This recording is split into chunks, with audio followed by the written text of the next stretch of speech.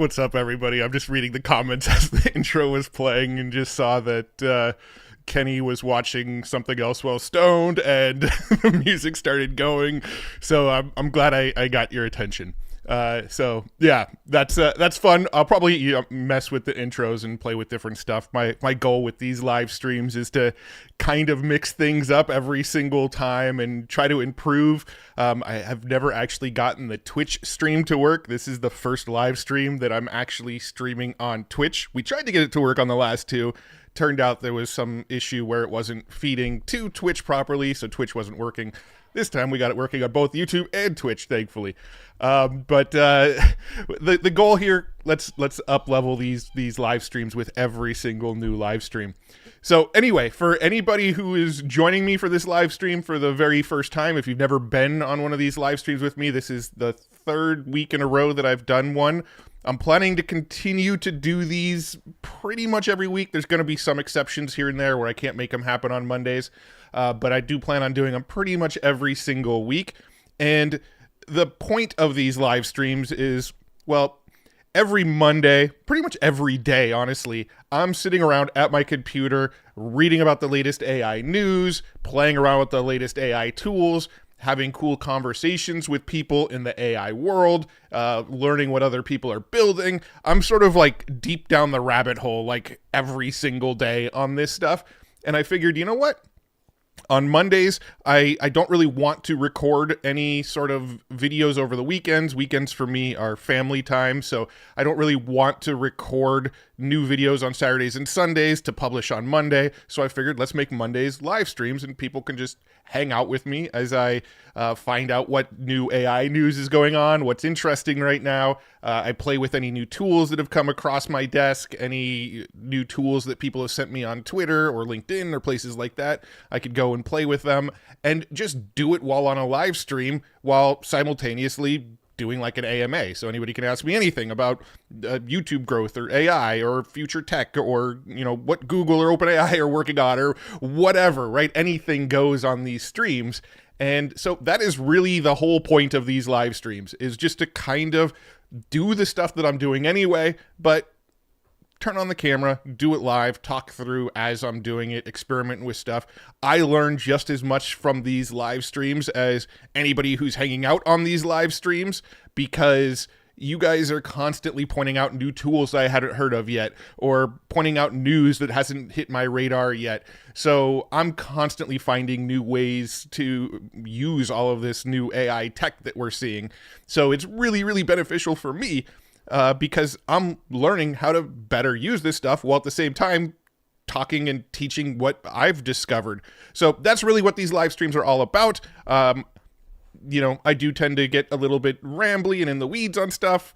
And sometimes I tend to get quiet and just sort of read news and then share my thoughts on it. But again, it's just designed to be a hangout. Let's all just hang out and talk AI and play with AI tools and check out latest AI news and things like that. So if you're into that kind of thing, you know, make sure you join me on these live streams. Make sure you're subscribed to the channel. Make sure you like this live stream so you get notified. I've got Dylan. You'll see him in the chat as DW. He's my main moderator here. He's actually the producer for my channel. So he's also the moderator who's helping, you know, pick out questions and pick out topics for me to discuss on these live streams. He's watching the chat. He's making sure that anybody that's being naughty in the chat gets kicked out. So if you see DW, follow, you know, pay attention to what he's talking about, what he's asking, and make sure you stay within the rules, and we should all have a good time here. So with that being said, I'm going to go ahead and switch over to my desktop here and just kind of start getting into things. I did mention I'm trying to up level every week. So this week, one of my new up level things, let me see if I can get this to actually work. One of my new up levels is that I just set up this top down camera here so you can actually see what's on my desk. One thing that's like a sort of secret that I don't really tell anybody here is that you can look at my background and everything looks nice and organized and clean. And I got my purple light and my blue light, and I've got all of my, you know, accolades or whatever you want to call them behind me. But if you actually see what's on my desk and what's on this side of the camera over here, it's actually a giant mess. There's like stuff all over the floors, and I've got like boxes that I haven't thrown away yet, and gadgets, and I'm drinking coffee here, and you can see like how sort of cluttery my desk actually is. But I figured it'd be cool to have this sort of top-down setup here. And that way, when companies send me sort of gadgets or cool things to talk about or review or whatever, I'll just do it on live streams. I don't really want to make videos where I do like in-depth product reviews. You know, you got guys like Marquez Brownlee, and you got guys like Linus Tech Tips out there that are making really, really in-depth, really thorough reviews. I find myself to not be thorough enough to be a good reviewer. So instead, I'll just open crap live on live streams and share my honest opinions as I'm opening them. So you know it's not like this super high polished, like tailored product review where, you know, maybe the company paid me to review it or something like that. I'm not going to do any of that. I'm just going to open it on stream and share my honest thoughts as stuff comes to me. And if I think the product sucks, I'll probably say it on a live stream. So that's kind of the idea with this new top-down camera here. I can't zoom it in. That's, you know, way too zoomed out. So it'll be like this. You can actually see my Remarkable where I have my notes right here of what I'm going to potentially talk about today. But that's one of the ways I'm trying to up level this week. But that being said, let's go ahead and move into what's going on. Let me see what Dylan's saying here, because there's already some questions coming through. Here's basically what I'm going to do.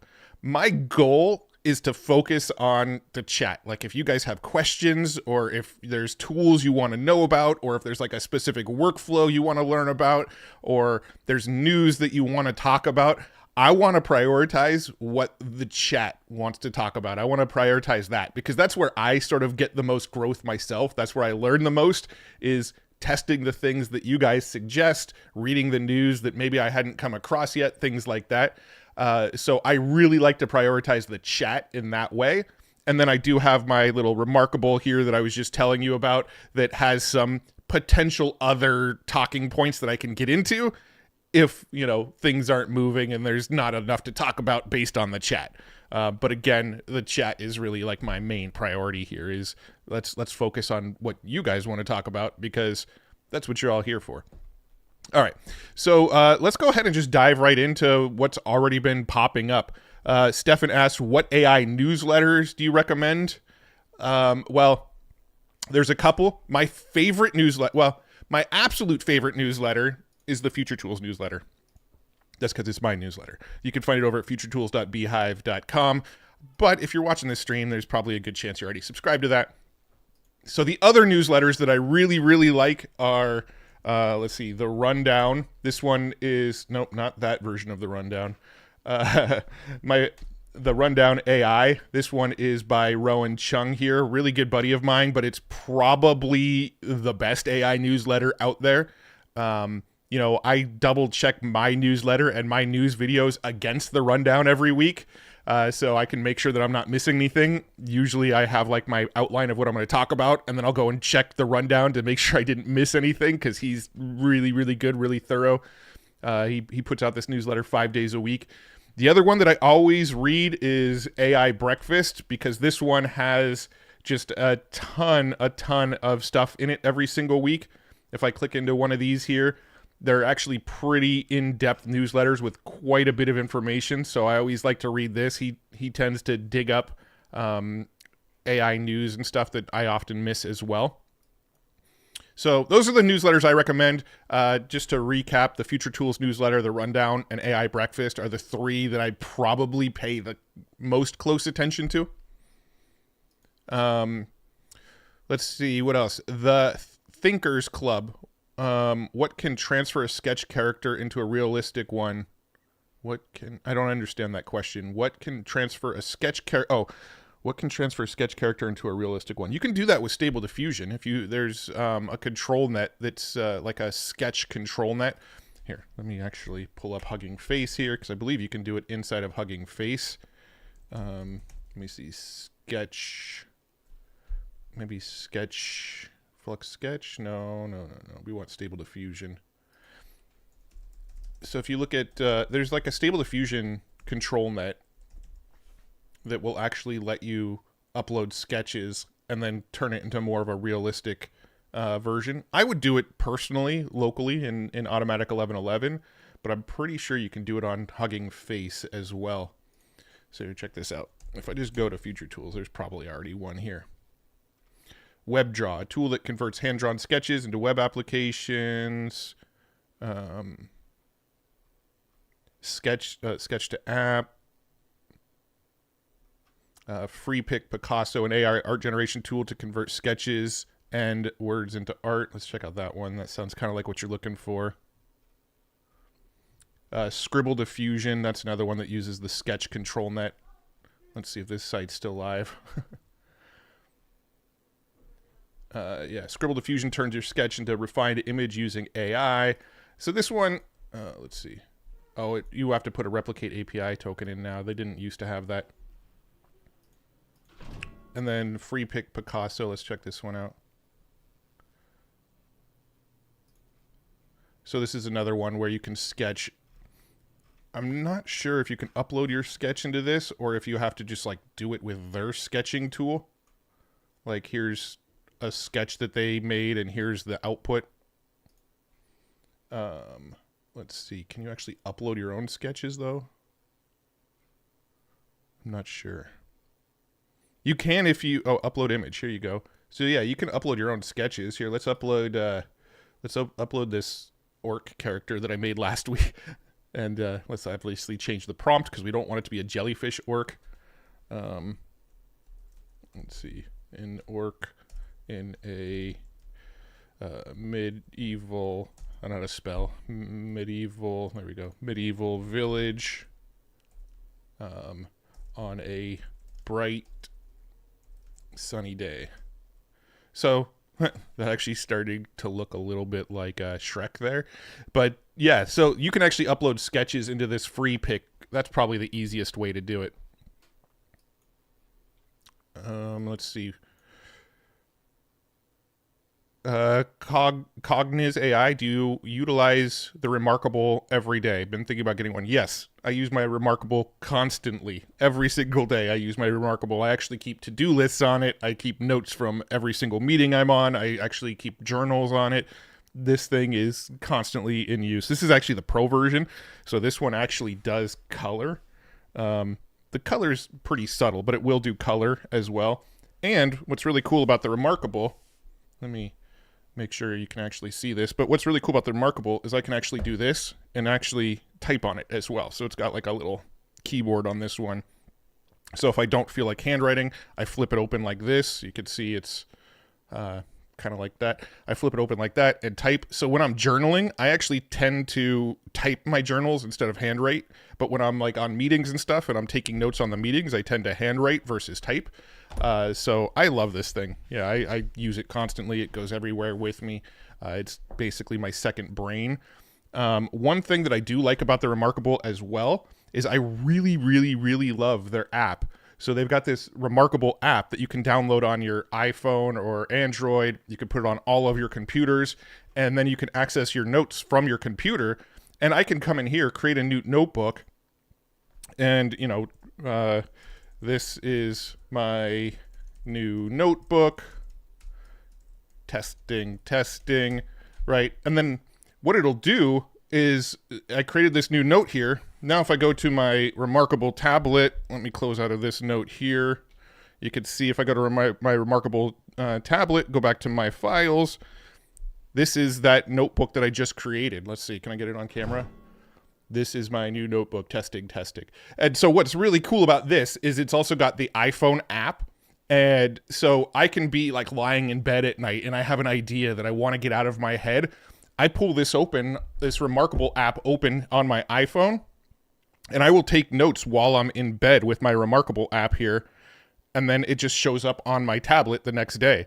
So I just love this sort of cloud syncing across everything. It's like I don't need Evernote anymore because I just use the Remarkable tablet and Remarkable app instead of Evernote. So yes, I absolutely love it. That was probably more of a rant about it than you wanted. This is not sponsored by Remarkable, I promise.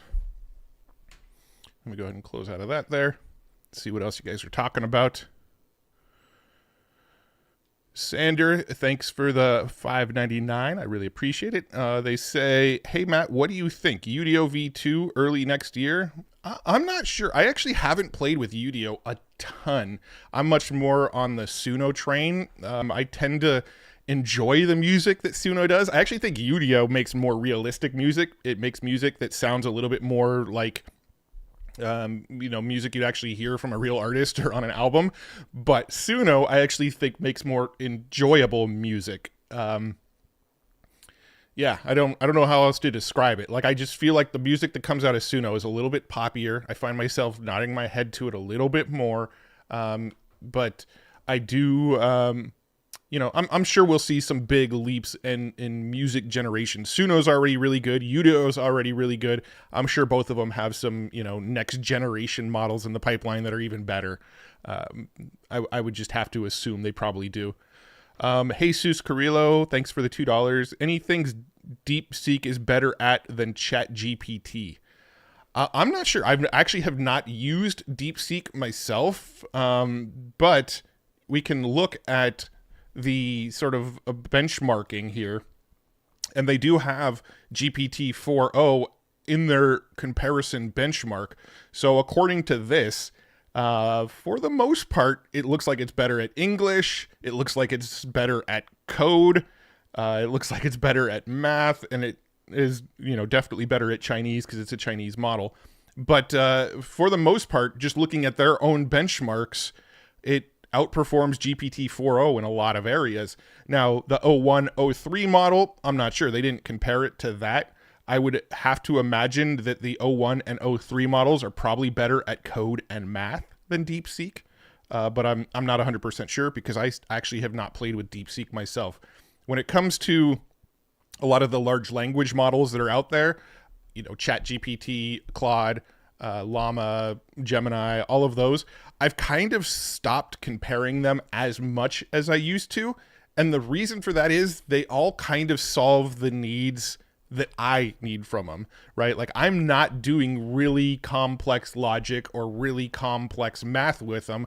I'm more using these large language models as like brainstorming partners, as partners to help me outline content, as partners to help me write rough drafts of things, helping me come up with titles and thumbnails and all of those kinds of things. And in my mind, those are fairly solved problems by the large language models. So the large language models pretty much do what I need them to do right now. So I kind of have a hard time comparing them because I suck at coming up with good logic problems to test against each other. Whenever I come up with a logic problem and I compare models on a video, everybody tells me the flawed logic in my logic problems and that it wasn't a good benchmark to use because there was flaws in my own logic in writing the logic benchmark that I wrote. So I really struggle to compare large language models. I recommend following Matthew Berman for that kind of stuff. He's really, really got that dialed in where he kind of goes and plays with every single large language model that comes out and compares them against each other and figures out which ones are good and which ones are bad and, which ones to use for which use cases and things like that. That's really one of his sweet spots, in my opinion. So definitely follow him on YouTube. If you're not following him, follow him on X as well, because that's really his sweet spot more than mine. Where I want to focus my channel and where I've kind of been trying to put the focus is on real world use cases. I want to show the world how AI can solve their problems right now. I want to show the world that AI is helpful for work. It's helpful for your own personal productivity. It's helpful for your own mindset. It's helpful for fun, going and generating AI videos and images. A lot of people don't have real world use cases for that, but it's just fun. It's a good way to use your time and just have some fun and, cure some boredom here and there, which I think is a perfectly fine use case of AI.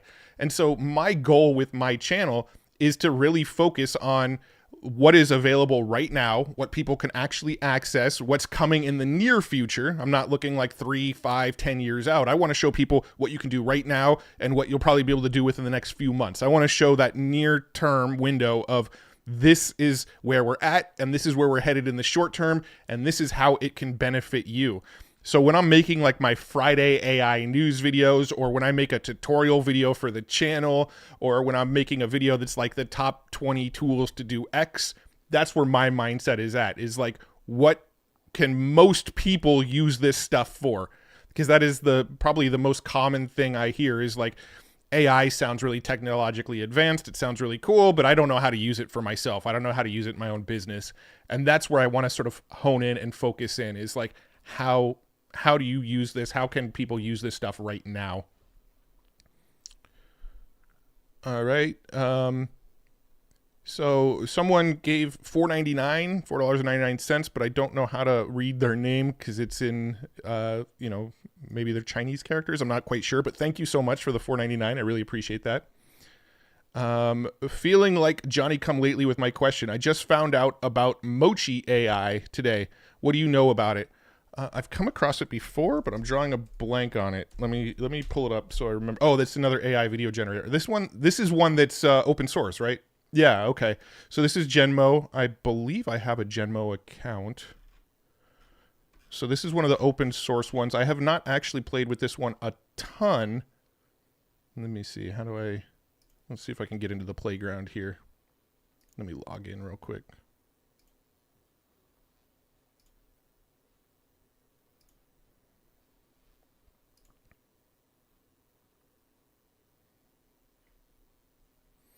All right, so Mochi Playground. I have 2 fast videos left. All right, so what should we try here? Let's just do a monkey on roller skates. That's one of my go-tos. Let's see how this one does it. I don't know how long that's going to take, so let me see what else you guys have asked here. Tetsujin. I'm having a hard time knowing how to use the newest tools, and new stuff releases all the time. I get why you leave the deep dives to others, but maybe you can have a top 10 weekly AI use cases. That's not a bad idea. Yeah, I mean, that's really my focus, is use cases. How do we actually use this stuff? I don't know if I would do like a weekly one, maybe like a monthly one. I'm not sure, but I like the idea. The goal of every video I put out is try to focus on how is this actually useful to people. Thank you for the $5 super chat. Thank you for the $5 super chat. The Thinkers Club. Force Ghost Jeremy. Slightly controversial, but do you think we will get problems with people getting emotional attachments to AI companions, and further down the road when AI and robotics become ultra realistic?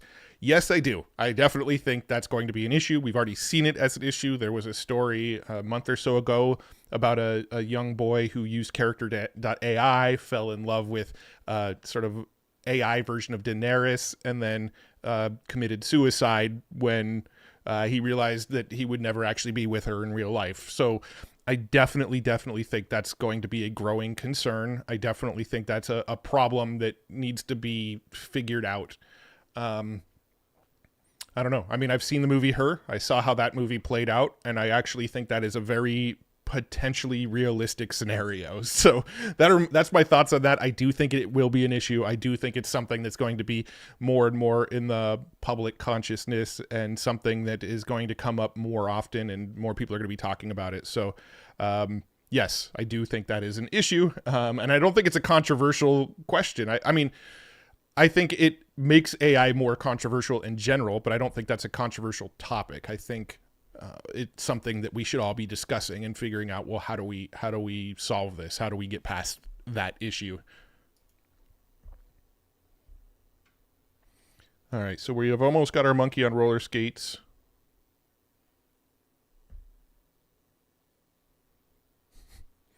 Justinify says, on the bright side, you don't have to buy them dinner. That's true. That is very true.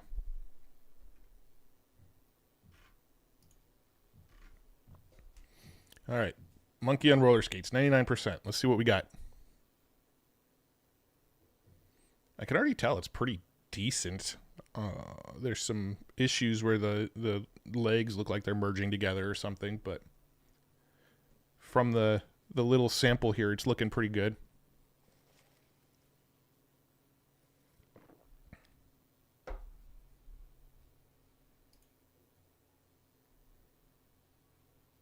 It says generation complete, but it says processing up here. So is it complete? because it's really blurry and fuzzy if that's complete.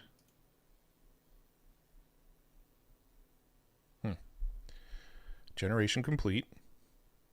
We can all see this right here, but it says processing right here. So I guess I'll just give it a little bit longer.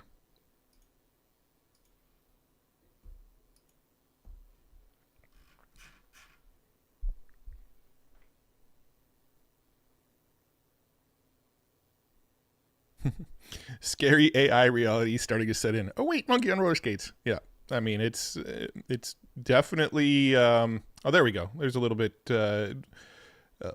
clearer of a video.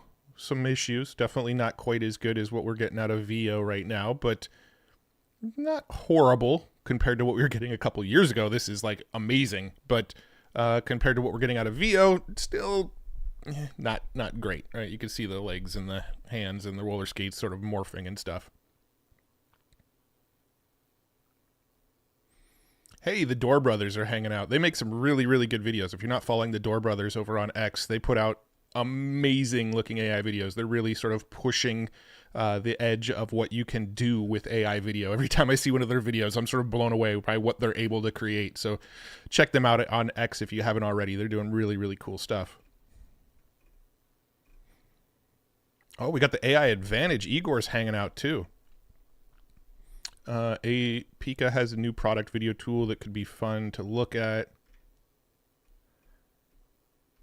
Let's see. What's Pika's new tool? Is it something I haven't come across yet? I knew Pika 2.0 came out. Maybe it's the ingredients one where they sort of merge. I've had some issues getting those to work, as we can see here.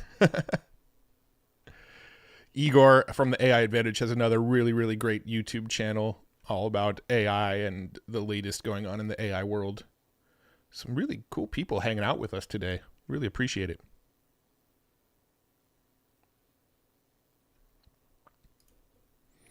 All right, elite football training. For creating an animated TV show like Rick and Morty with AI, what do you believe is the essential set of tools?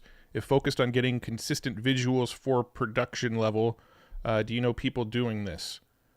Let's see. For creating animated TV shows like Rick and Morty with AI, I mean, VO is probably going to be really good for that. Sora is actually probably pretty good for that as well. The problem is you can't really prompt in the style of Rick and Morty. It'll slap it down. So you'd have to probably do something like ask an AI, how would you describe Rick and Morty? Let's see, how would you describe Rick and Morty's animation style without using the words Rick and Morty, and see what it says, and that kind of could help you give a prompt. All right, that's a little too long, so say convert this into a prompt that's only a few sentences.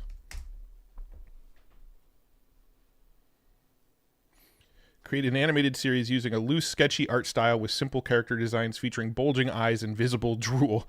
Use bright, saturated colors and embrace distorted, exaggerated movements, especially during action scenes. Balance ordinary suburban backgrounds with surreal alien landscapes full of glowing elements and geometric patterns.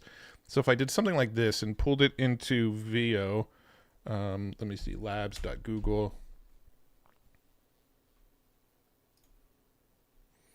We could go ahead and throw this prompt in here. And it should theoretically give us something close to Rick and Morty. I'll try it inside of Sora as well.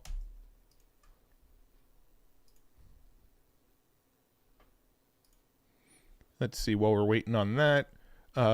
Mohammed, thanks for the $10. I really appreciate it. Do you use Feedly AI service Leo? Any example? Yes, I do. I use it constantly. So this is my Feedly account here where I kind of keep up with the news every single day. I've got this section called AI Web Alerts, and this is using Leo. Let me see. Can I actually show you how this is set up? So create AI feeds. I'm trying to find my existing AI feeds. Maybe it's under here. I do have an AI feed that's watching for words like artificial intelligence, machine learning, generative art, things like that. And it puts it in this AI web alerts whenever it finds that news. And I skim this every single day. And this is using Feedly's Leo. But I'm not actually sure. Feedly AI.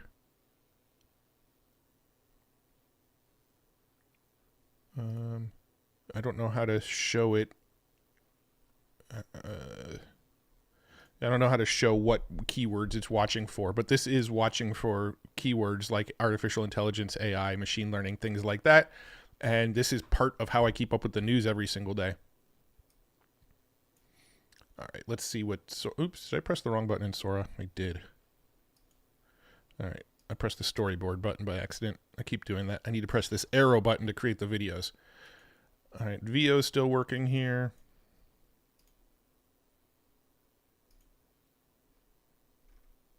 Dude, Tim from Theoretically Media is on too. We got like all of the AI YouTuber video creators hanging out on this live stream today. In fact, I think Tim from Theoretically Media, he was recently on the Next Wave podcast, and his episode, I think, is coming out tomorrow, maybe? Either tomorrow or next week. Where it was actually one of the longest episodes we recorded as well. We went through every single AI video tool that's out there. Pretty much. We missed Mochi, actually. But we went through like every single AI video tool out there. Sora, VO, Kling, Minimax. Is it Minimax or Minimax? Whatever. The Halo AI one. Pika, Runway. We went through all of the AI video tools and we ranked them on a tier list and we showed off what some of them are capable of. Really, really, really fun podcast that's coming out pretty soon as well. Tim says it's a 6-hour long podcast. I mean, I think we recorded for like 2 hours, and once our editor's done with it, it'll probably be like an hour and a half. But it was a fun one. It was a fun one for sure. Chad Ork, is there a free tool which can color my doodles or pencil sketches? Maybe one of those sketch tools we were looking at earlier can do that. I would imagine Stable Diffusion Sketch Control Net can do that. We were using, let's see, we were looking at it in, was it FreePic? What was the one we were looking at earlier? Sketch to Image. I'm sure this tool can probably do something pretty close, but I haven't really tried. I haven't done a ton of stuff where I've sketched stuff and then turned it into AI images myself. You can definitely do that inside of like the local install of Stable Diffusion with Automatic 1111, though. I know for sure you can do that. Noshun Pormirza, sorry if I mispronounced your name. Thank you for the $5. I appreciate it. Matt, do you know of any AI tools that can manipulate or creatively work with letters and fonts? Yes. Google has one. What is it called? Maybe I have it on future tools. Google. What was it called? Font? Was it FontJoy? No, that's not it. That's one that helps you find fonts. What was the Google tool? This is literally the reason that I created Future Tools, is because people ask me about tools all the time and I forget the names of all of the tools, so I have to look them up quickly. But Future Tools has gotten so big with so many tools that even now it's sometimes hard to find it. Maybe it's in labs. If anybody remembers the name of the Google tool that lets you sort of create custom AI words, let me know, because I can't think of the name right now.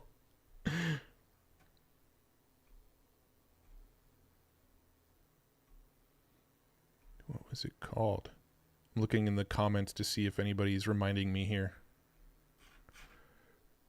Good. Ideogram is for font. Yeah, you can use Ideogram. Ideogram will actually put words inside of your images, but there's a specific one with Google that I can't remember what it's called. Google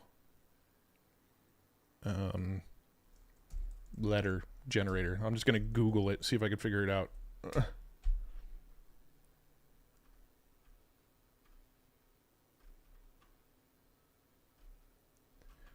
Frustrating me whenever I can't think of a tool. Word effects. Yes, Igor. Word effects. Thank you.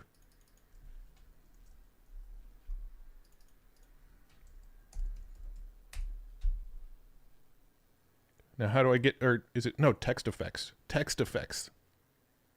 No, that's not it. Oh, sorry for wasting everybody's time. Is that it? Google Word effects?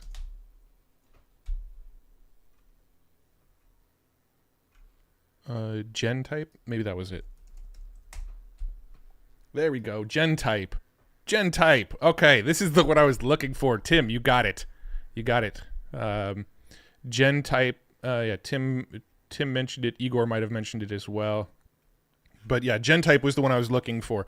So this is one where you can give it a prompt like letters that look like robots, right? And then you click generate, and it'll generate a whole alphabet of letters that look like robots.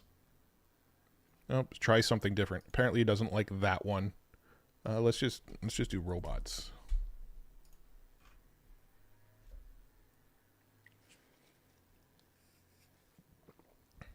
Okay, apparently it doesn't like robots. Let's see. I'll just do candy. It's an easy one. Letters made of candy. Okay, so this one, this tool's like messing up right now. It's not even working. Try something different.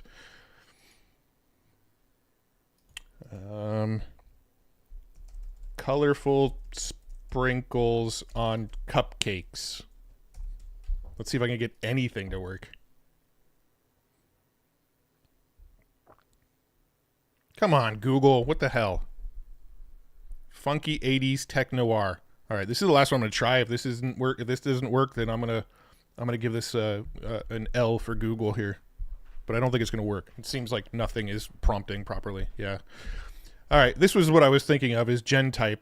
We can look at the gallery at least. So here's what gen type is supposed to do when it's working. Grape jelly on toast photoreal aerial shot, and you can see it made every single letter. So I can go like, M. So I can type like up here, I can type MATT, and it puts it all on toast like that. Or if I go back to the gallery, I could select constellations. And you can see now there's Matt in constellations. So that was what I was looking for, but I can't get it to generate any new images for whatever reason right now. So I don't know. I don't know what's going on with that one. Oh yeah, let's look at our... Okay, so this is what it came up with when I tried to give it a Rick and Morty style visual. I mean, the one on the right isn't horrible. I wouldn't say either of them are good. But the one on the right isn't like too bad. All right, let's see what VO gave us.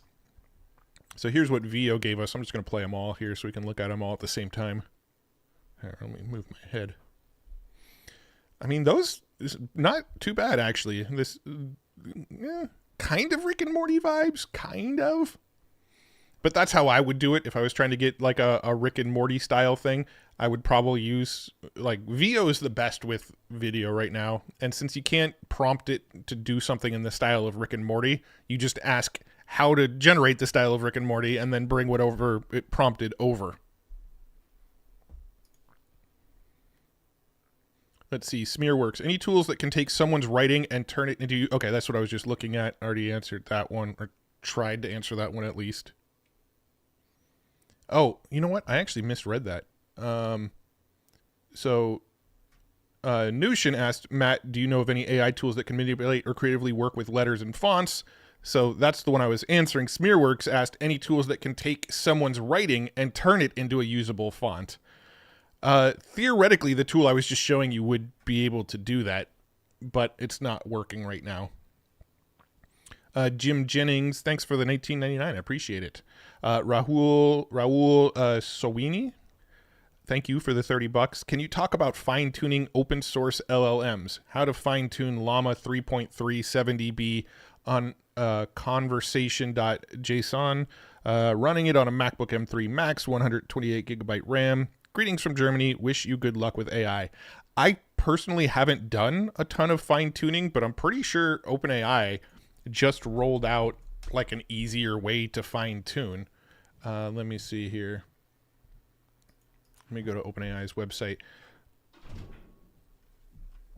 But I've never really done any fine tuning on llama models or anything like that. That's more someone like Matthew Berman might be able to answer that. Igor, if you're still on the call, maybe you have a way to do that. I'll have to bring Igor and Tim from Theoretically Media onto some of these live streams, and we'll have to hang out and chat about some of this stuff. But if either one of you knows much about fine tuning, maybe you can share some advice, because I haven't done a lot of fine tuning myself. It kind of goes back to what I was saying earlier, in that I don't personally do a lot with the large language models, because all of the reasons that I need it for seem to work pretty well. And instead of fine tuning, I just use what's called RAG, or Retrieval Augmented Generation, where you use the existing large language model, but you give it additional text to add context. So if you're using, let's say, Claude, right?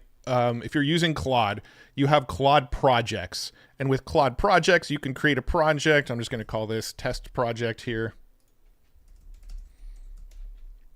We'll create this project. And then up here, we can add our own additional information. So we can add PDFs, text documents, and things like that. So if I wanted to like sort of fine tune it on my own documentation, or I wanted to make sure that it answers in a way that I would answer something, or I want to fine tune it on the transcripts from my YouTube videos, I would just take those transcripts or those PDFs or those documents, put them inside of the project knowledge. It would use what's called Retrieval Augmented Generation, or RAG, to basically use whatever I uploaded as additional context to answer my prompt. So now anytime I ask a question, it's going to use that information.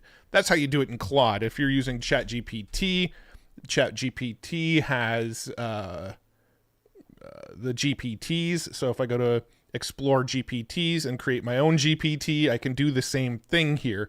I can actually upload my own documents and, text files and things like that. And now when I ask ChatGPT questions, it will use whatever I uploaded for additional context.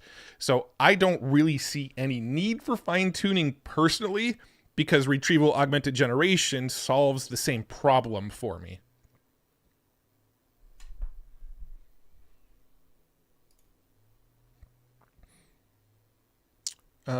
So Adobe Firefly also does the same text type thing, does it? Let me go try this here.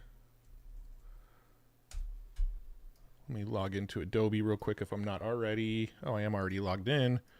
I don't know what that feature is called though. Let me just go to Firefly.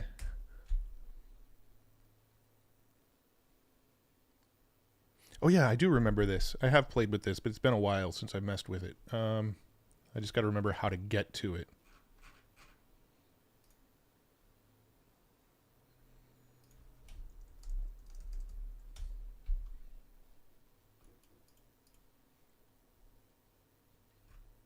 So it's none of those.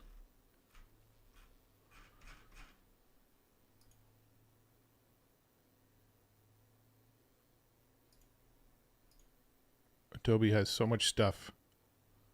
Is it fonts? No, that wouldn't be it. So this might, let's see, can you actually create fonts too?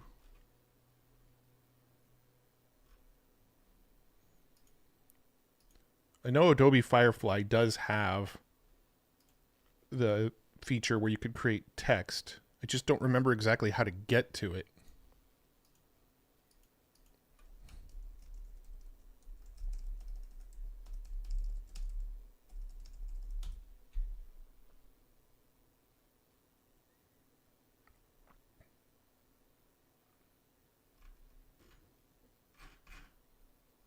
I don't remember. I haven't played with Firefly in so long.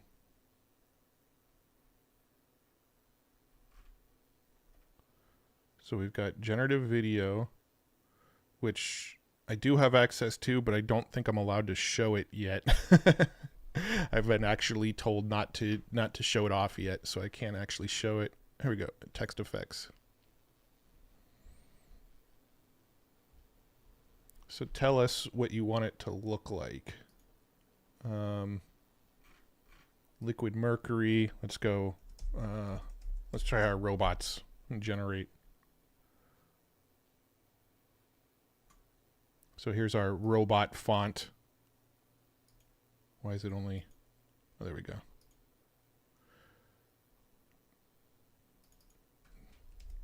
Matthew. So, yeah, Firefly does have this feature as well. So we couldn't get the Google one to work, but the Adobe Firefly version does work. When the Google one's working, I actually think it works a little bit better than the Firefly one, but Firefly does have that as well.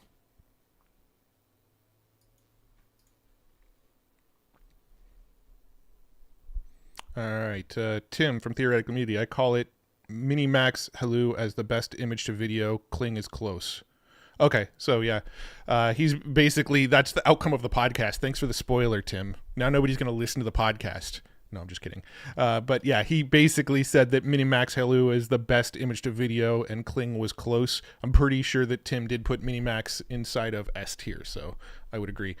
Tim said if Igor and Matt were to fuse together like Voltron, it'd be Igmore. Yes, it would. Richard, the WN guy, thank you for the $5. Old Gen X dude, getting into AI, your favorite AI website tool to build a membership website. Favorite AI website tool to build a membership website? Well, I don't really have a membership website. If I was to build one, I would probably build it on Circle. What is Circle.so? Is that right? Yeah, I'd probably build it on this if I was to build a membership site. But the person to ask that to is definitely Igor from the AI Advantage, because he does run membership sites and I don't. But this is the one that I've been looking at for potentially starting a membership site, is this Circle.so, because it sort of combines everything that's good about a membership site and everything that's good about social media and sort of merges it into like one like members area platform. So it's like having Patreon and having your own internal Facebook and having your own internal like place to store your videos and training content. So it's not necessarily an AI tool, but if I was to build a membership, this is what I would probably build it on.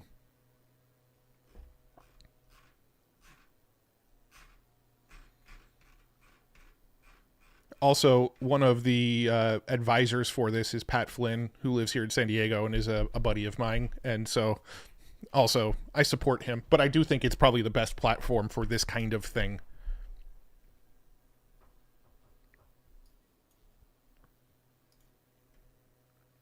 All right.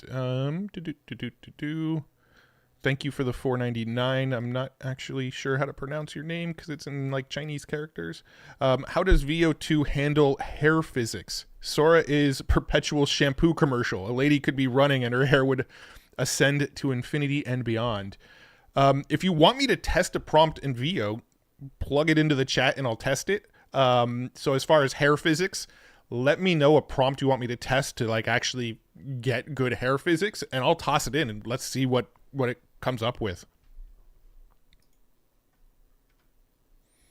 Tim from Theoretically Media saying Circle or School. Rumor has it that Circle is a little bit better. Personally, I've never used both, but I do know some people at Circle. Oh, my good buddy Joe Fear is on the call. Him and I just went and had coffee yesterday. He also says Circle is the way to go. It's like your own membership and social media network.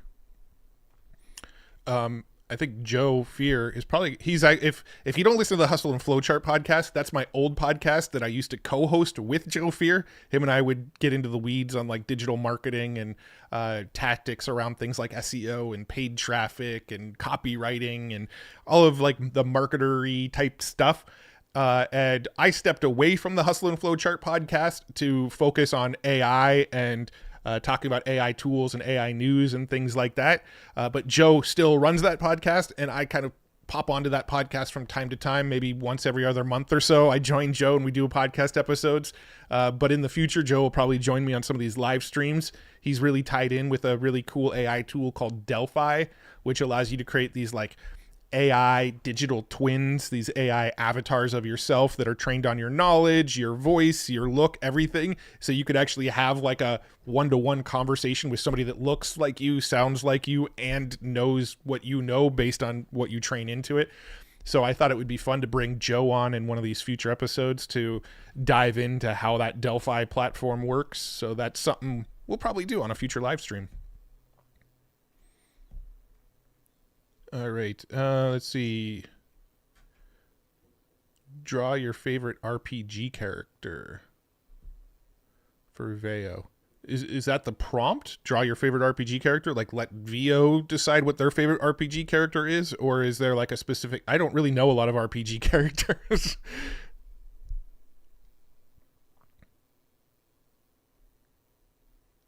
Let's see here. Just kind of going through the comments here. Yeah, if anybody has a prompt to test the VO2 for hair, we'll definitely we'll try that out. Sounds like a plot from a movie. Yeah, I mean, kinda. Here's, let's see, it's Delphi.ai. I'll show it off real quick. That'll make Joe happy. This is Delphi here. In fact, I wonder if Joe's even on the homepage. Is there an AI Joe on the homepage? I wouldn't be surprised. They call it a clone. I think they should call it a twin, a digital twin, because I like the term digital twin a little better. Clone sounds a little dystopian to me. But I've already gave Joe that feedback. Yeah, they also should have like an example on the homepage here. Of what it actually looks like, because I'm like scrolling the whole homepage here and I'm not actually seeing like a visual of what of what like a clone looks like. So I would think that would be, you know, something important to show on the homepage. But I'm not doing this live stream to give marketing advice. I'm on doing this stream to test stuff. Joe and I will play with Delphi on a future video for sure. All right, I'm going to throw some VO prompts in. Let me go ahead and I can open up, I think it'll let me do like 4 tabs with VO. So I'll start plugging in some of your prompts here. Let me duplicate this tab. So I saw one, where was the RPG one? Where was the RPG one? Let me throw that. Draw your favorite RPG character. Let me just see what happens if I tell VO to draw its favorite RPG character. See what it does. And then we had draw Pikachu. I don't think it'll draw Pikachu. Whenever you give it like trademarked IP, it won't do it. So I don't think it's going to draw Pikachu for me. So I'm going to go ahead and skip that one. Modern barbershop with soft natural light. A barber snips long wavy hair and stands fall gracefully to the tiled floor, twisting and fluttering with lifelike physics. Sure. Let's try that.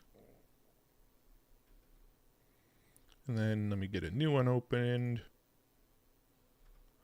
A monkey driving chaotically with cops chasing him. The sky is unpredictable and complex. Nature of chaos theory with swirling patterns and turbulent motion. Yeah, let's do it.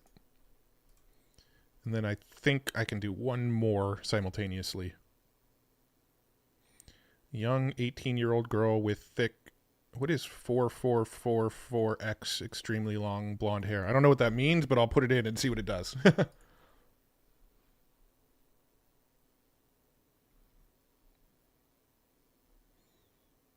You see me in chat. Yes, I see you in chat. G.I. Joe to AI Joe. I like it. I like it. Cool. Let's go ahead and see what these do here. Funny thing is, I had notes here on my Remarkable of things I wanted to talk about today, just in case, you know, the chat didn't come to play, and we didn't have a lot to talk about. I don't think I've gotten to really any of them yet, which is fine, totally fine. I'd prefer to. I literally make notes of things to talk about on these streams, just in case the chat doesn't feed me stuff to talk about, but. You guys are definitely giving me a lot to talk about, a lot to test, a lot to explore, and I personally prefer it that way, but I definitely love your feedback. So let me know. Whenever I do these streams, I was literally having this conversation with Joe yesterday while we were getting coffee. I feel so ADD on these streams. Like I'm jumping all over the place and I'm like, hey, check out this news, check out this tool.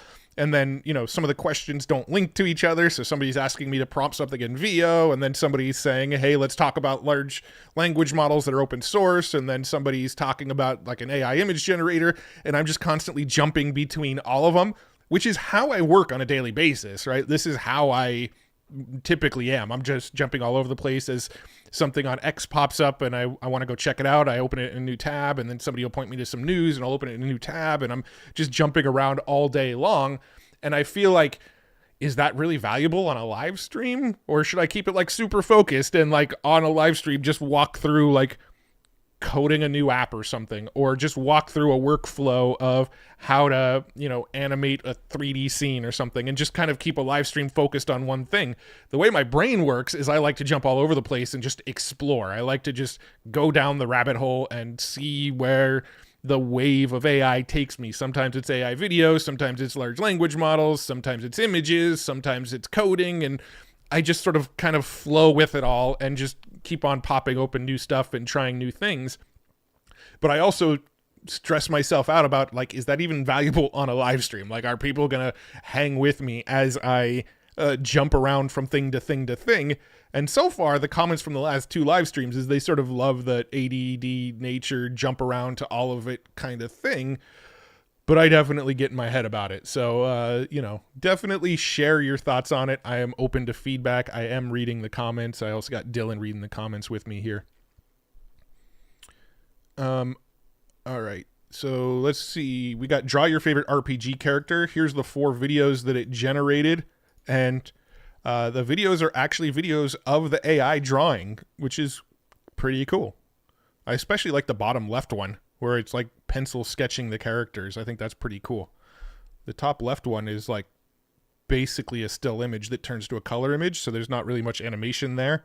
But this one on the bottom right is just kind of off the rails. Here, let me move that over there. This one on the bottom right is kind of off the rails here. I don't know what's going on. But the one on the bottom left, that's a legit video. I mean, it's like they're pencil sketching RPG characters. I really, really dig that one. Let's see. I'm going to throw another prompt in here real quick. An extreme close-up shot of flowing dynamic hair illuminated by soft golden light. The strands sway gracefully in slow motion, blending with gentle breeze. Yeah, let's try that.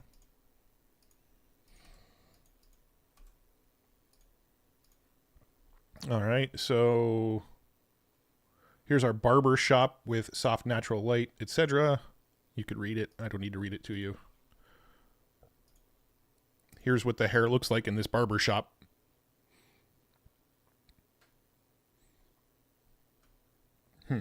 I mean, none of them are like amazing videos.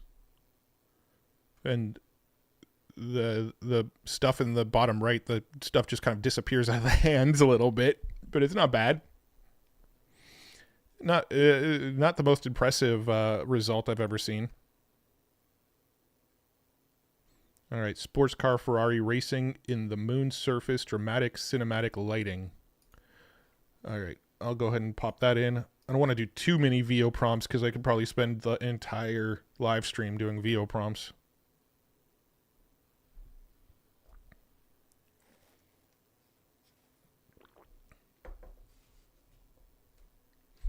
All right, what was this other one? A monkey driving chaotically with cops chasing him. The sky is unpredictable and complex nature and chaos theory with swirling patterns and turbulent motion. All right. It only generated 3 out of 4, but here's what we got. I really like the top left one. The one on the bottom left is a little weird. Like the car's driving backwards for some reason, but the monkey's facing the right way. This one on the top left is pretty cool, though. I like it. So you got a close-up on the monkey, and then it backs off a little bit to show like a wider view of the monkey driving the car. It's actually driving the right direction. That's kind of a sick video. I'm going to download it. I like it. And then what do we got here? Young 18-year-old girl with thick 44444X extremely long blonde hair. It generated only 1 for whatever reason, and it looks like it's just kind of zoomed in on the hair. So it didn't like that prompt, unfortunately.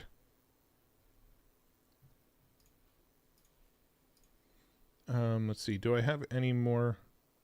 I think I've done all the prompt suggestions that I've seen come through. So we'll just wait on those. Sandria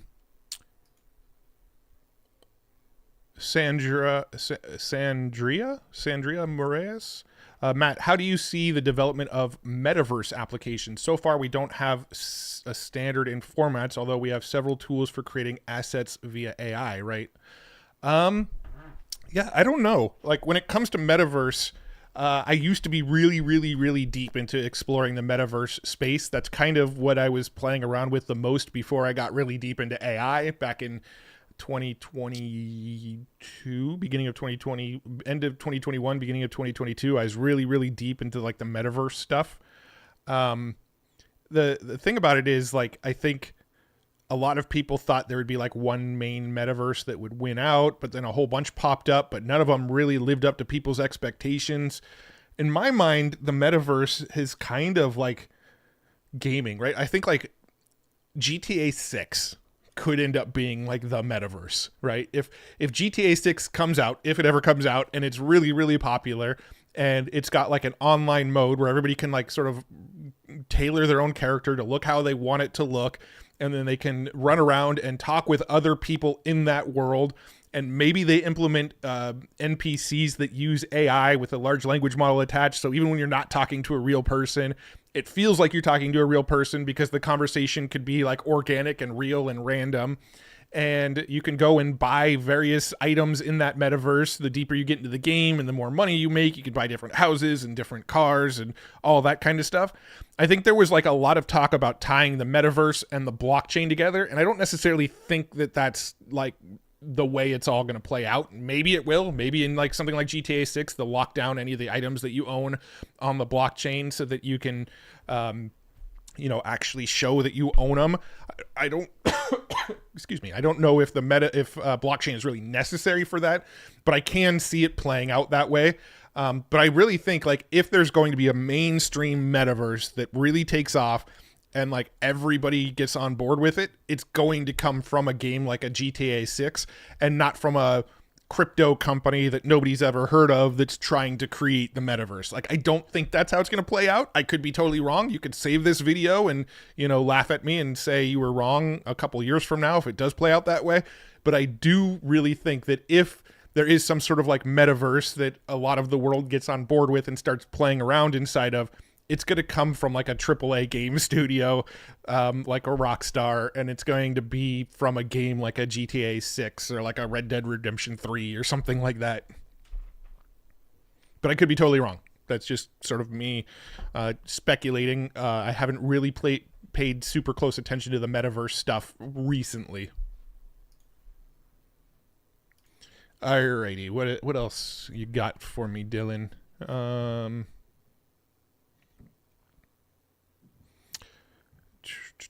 Okay, we're trying our Ferrari. Let's see. An extreme close-up shot of flowing dynamic hair. Let's see how these came out. So, I mean, it's extreme close-up of hair. All of them look like hair, and they don't look like they're like shampooed hair. It looks just kind of like natural hair. You can't really see a head attached to it. It just looks like hair, but that's what we get from that prompt. And then we've got our Ferrari prompt. Port car Ferrari racing in the moon surface, dramatic cinematic lighting. So we got some of those. The one on the top left is pretty good. They're actually all really good.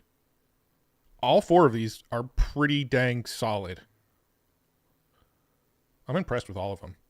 And they all look like the same Ferrari too. The one on the top right has a wing on the back, but other than that, they pretty much look like the same Ferrari. Not bad. It's a good prompt. I'm going to go ahead and download all these. One thing that I don't like about Veo is that it doesn't save any of your videos that you've previously generated. So if you like a video and you want to keep it, you got to download it. That's for the beta version. I'm sure when they release it publicly, you'll be able to save them easier. All right. Is it Mask or Ma-SK? I don't know.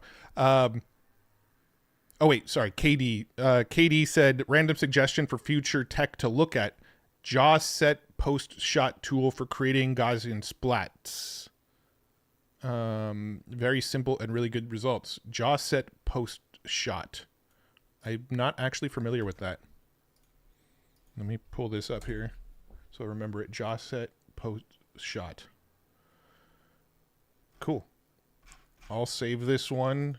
Let me go ahead and I have a little spreadsheet here that I call my future tools dashboard, and any tools that I need to explore I save here. So I'll save this one to explore a little bit later. I don't want to download anything at the moment. All right, so Mask or Moss SK, I know you must test your videos. Do you think there is interest in YouTube audiences for discussing AI from a cognitive science perspective, consciousness, neuroethics, philosophy? I absolutely think that there's a big audience for that. In fact, one of my buddies, David Shapiro, that's kind of the type of stuff that he talks about. And he's amassed a pretty decent audience talking about that kind of stuff. 161,000 subscribers. Let's see, his most popular video, post-labor economics, post-singularity predictions, AGI, 10 AI predictions. He's basically like an AI philosopher, right? That's the type of stuff he's talking about from a cognitive science perspective, consciousness, neuroethics, philosophy. That's all the types of stuff he talks about on his channel. So there's definitely, and he's really the only channel, him and maybe Julia McCoy are really the only two that I know of that are talking about that fairly frequently. And those two actually do a podcast together.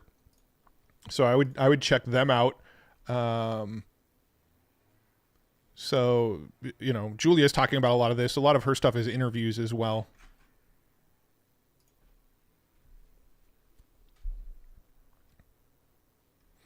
Cameron Dixon, the format of how you run things is actually why I keep coming back and hanging out. Keep up the great work. You keep it fun and casual, which aligns with your idea of appealing to the masses. Oh, thank you. I appreciate it.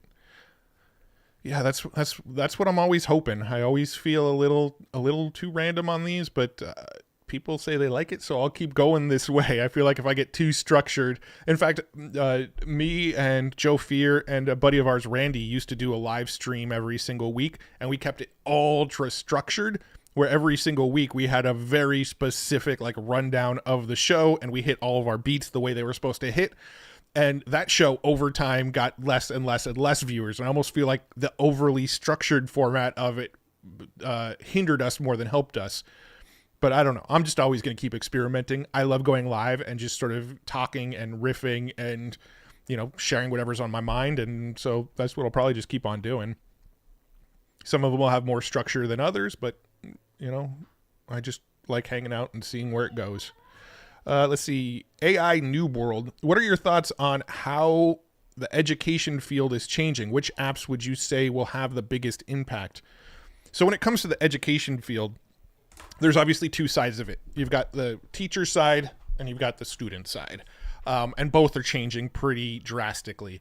So from the student side, obviously students have the equivalent of like a word calculator now, right? Back in the day, you know, when calculators started coming out, math teachers were worried, well, you'll just use a calculator and you'll never actually learn math. It's not like you're going to have a calculator in your pocket. Well, you know, everybody does have a calculator in their pocket now, right? But they were worried about that kind of thing from students having access to calculators and getting worse at math. But really all it did was enable them to figure out how to solve even more complex math problems.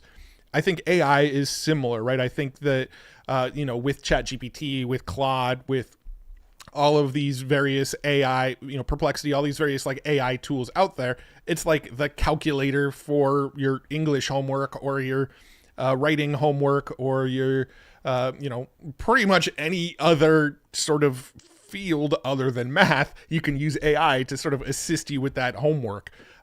So personally, I think, you know, it's going to lead to more cheating in the short term, but I also think it's going to lean towards like a sort of pivot of the entire educational system because I think using AI shouldn't be considered cheating. I think it should be considered resourcefulness. Like, we have a new resource at our disposal to help us better come to conclusions and solve problems. And so I think when the education system from the educator side of things starts to pick up on that and starts to, pivot as a result, we'll see AI being leveraged more on the educator side. And some of the things that I've seen, like, I'm reading this book from Ethan Mollick right now called Co-Intelligence, and he talks about this a little bit in his book about how education is starting to shift, and the teachers that are using AI and pro AI are doing things like telling their students to go and ask AI a question, and then from the response that AI gives you, find the logical fallacies or find problems with the response. So basically, instead of going and writing like a paper on a specific topic, they're telling students, go and ask AI this question and then come back and, give me the counter arguments for what AI told you, or tell me any logical fallacies that AI used in the response. Like, use what the AI gave you and turn it into something that's a learning experience. So I think we're going to see more of that kind of stuff in education. I think, honestly, homework is probably going to go away. I don't know, or homework that is assigned will probably leverage AI in ways like I just said. But, telling somebody to go home and, answer a whole set of questions, that type of stuff's going to get really, really easy to cheat on with AI. So when you're asking people questions to find out if they really understand the material, that type of stuff is going to need to happen in the class, not at home. But I do think there's going to be some monumental shifts in education. But I'm also getting a little too ranty and rambly on this specific topic. But I do think we're going to see big changes in that world. I also know that there's a whole South Park episode that I'm sure some people here have seen that, the kids start using ChatGPT to cheat on their homework, but the teachers also start using ChatGPT to write the homework. So now, like, nobody's doing anything. The teachers aren't actually creating the homework and the students aren't actually doing the homework because ChatGPT is just doing it all on both sides. Like, that's probably the future we're moving towards, unless the education system starts to pivot and change and tweak its ways. But that's enough rambling on that. It's definitely something I've put some thought into. All right, so Forced Ghost Jeremy. Back in the day, Second Life was super popular. A modern version of that with customizable avatars, clothing, homes, nightclubs, etc. would be awesome. Totally agree. That's sort of like where my head's at with the whole metaverse thing. GTA 6 could have the potential to do that. The problem with GTA 6 is that it's a game about Grand Theft Auto. So, I mean, like, I guess if you do have like a legit metaverse, you don't really want people under 18 exploring it too deeply anyway, but still, like, it's, based around crime. And I don't know if that's going to be the winner of the metaverse race, but I do think it's probably going to be some sort of AAA studio that puts out whatever we all consider the metaverse. All right. Asaph Manshuri. I'm really sorry if I mispronounce names. I suck at even saying real words, much less people's names. All right, real talk. When do you think we're going to have an AI girlfriend and leave the human interaction aside? And how is it going to affect your own life? And what is it you two sent about it? I think there's some words missing in that question. But, when it comes to AI girlfriends, I think we're really, really, really close to having like that sort of her kind of situation where you're talking to a companion all day long in your ears or inside of your sunglasses or whatever. I don't think we're too far off from that. It's only going to get, we're only going to see it more when they get embodied and put into robots and the robots get more and more realistic and more human looking. I don't think we're too far off from that. I think we're going to have, I think it's actually going to be a problem. I think future generations are going to see things like dating and going to bars to, find the opposite sex and stuff like that as more of a pain in the butt when they can just get all the needs met from AI. That could lead to a significant population decline. less babies getting made. So I don't know. I do think that's a real concern that people should be focused on.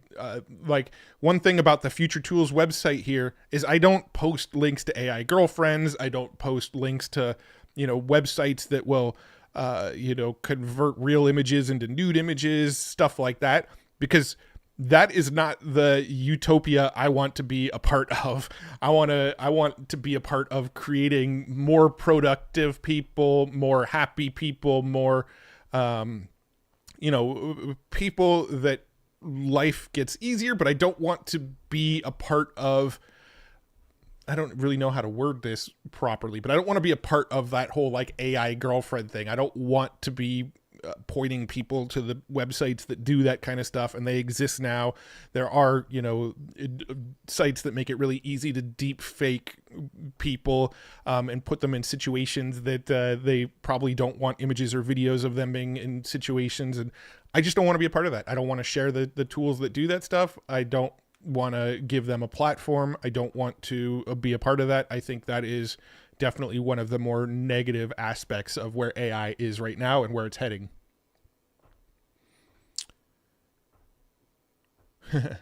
The Sabin Rab. The benefits of an AI girlfriend is that she wouldn't argue based on emotion. That's true.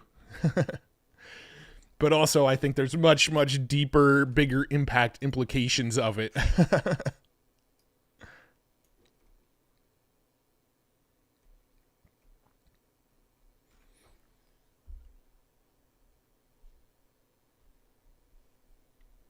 All right. Taking a quick coffee break. My brain's on fire right now. Here's one thing I did want to show off. This is something that Dylan pointed out to me. Hugging Face put this open source AI year in review blog post up, and I thought this was pretty cool. I actually haven't clicked through all of these, but I really liked this little animation under the Fast and Furious model release that you can see here. We can see this is all of 2024, where Stability AI was the company putting out the most open source stuff at the beginning of 2024. And then Google blew past it and Stability AI dropped.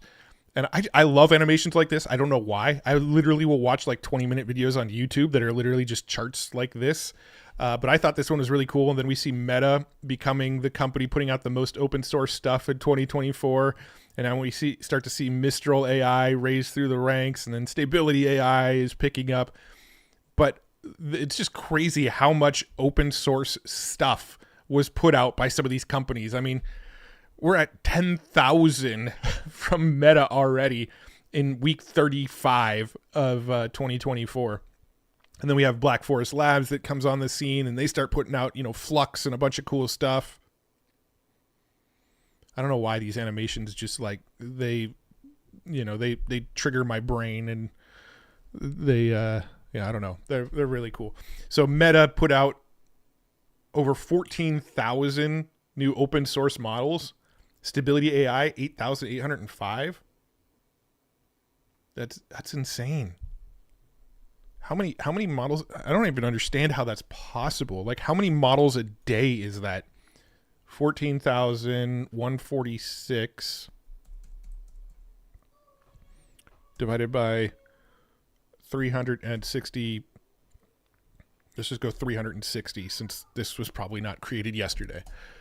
That's 39 models a day on average. Does that make sense? Is that real? Is that real life? It's crazy.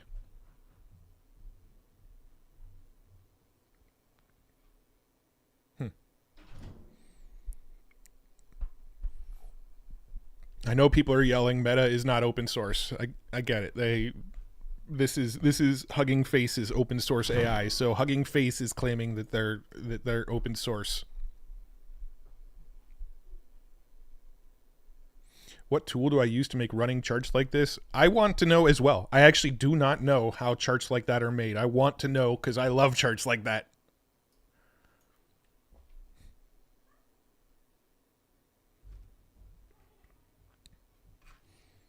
Most liked and downloaded models. We could see that Llama 3 8B, Flux 1 Dev, that makes a lot of sense because when that came out, that was pretty mind-blowing.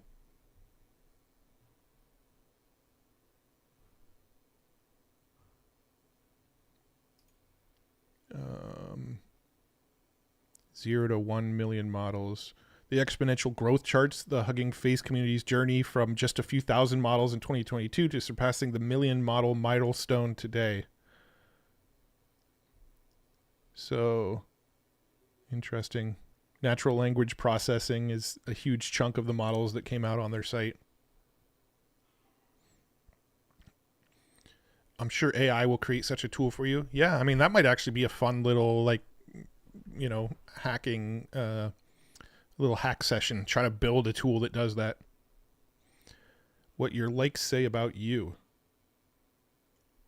I don't really like much, so I don't think that's me. Global top 500 model creators. Okay, so mostly the US and a little bit, mostly the US and China. Some from Canada. Surprised the UK is so small because they've got DeepMind out there. Average daily downloads, Meta, Flux. Makes sense.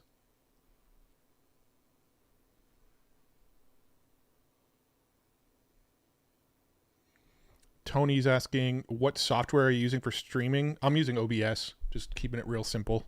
This is OBS. I even record my YouTube videos using OBS as well. Free, easy, simple. Is there one that will show all the AI tools in the world for 2024? I doubt it. I definitely not on Hugging Face, because this is just models that are on Hugging Face. I mean, I'm trying to collect all of the AI tools in the world on future tools. All the ones that I deem ethical, honestly. I know that's subjective, but the ones that my ethics feel are good tools. Maybe I should compile a report on all the various AI tools that came out in 2024 just based on what was added to the site. That might be something I'll do, but I don't have anything specific off the top of my head right now. All right, what's Dylan sending me over here?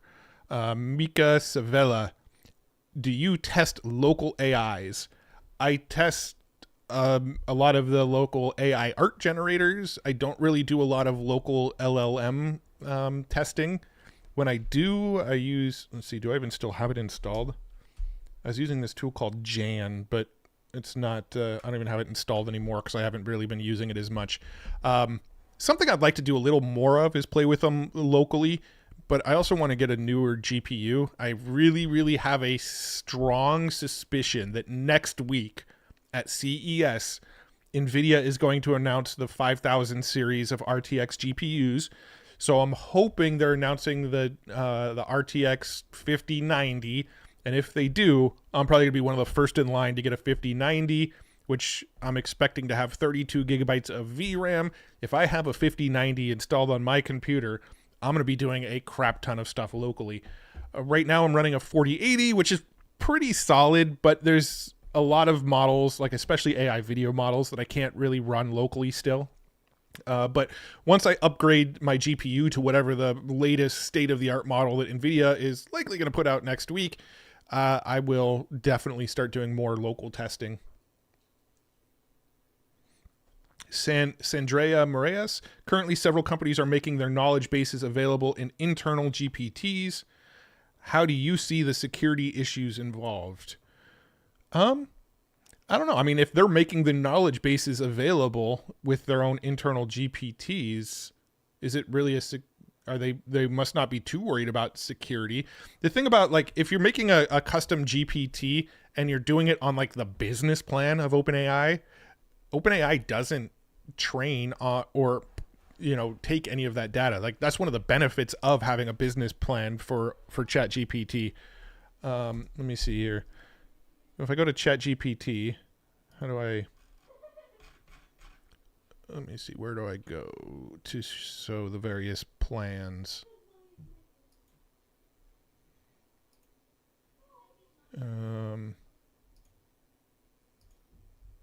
So their business plans, team data excluded from training by default. So, like, if you're using one of their business plans on ChatGPT, they're theoretically not collecting or using any of your data. So there shouldn't be too many privacy or security concerns. Kevin AG, I appreciate these live streams because my mom has cancer. She can't walk, so it limits to what I can do. So thank you for making these live streams. Well, thank you, Kevin. I'm sorry to hear about your mom. That's a real bummer, but I'm glad that you are enjoying these live streams. I really enjoy doing them. I really like just seeing where the conversation takes us and where what tools are available and what news is fun to talk about. And I really enjoy doing them too. And it still blows my mind that people hang out with me and enjoy these live streams. Like, I personally don't find myself that interesting. I'm just a nerd who loves tech and spends 75% of my day playing with AI toys and reading AI news. And I never really thought that would lead to a career where people would actually want to watch me do that stuff. But here we are, and it still blows my mind to this day. Like, I don't quite understand it, but I'm not complaining. AI New World. What are some ways you stay ahead of the news of it all? What pages do you follow that are your go-tos for latest info and resources on AI? Good question. I think I've talked about this on almost all the live streams, but I'm happy to recap it again. So I love using Feedly. Feedly is probably the number one place that I find most of my news.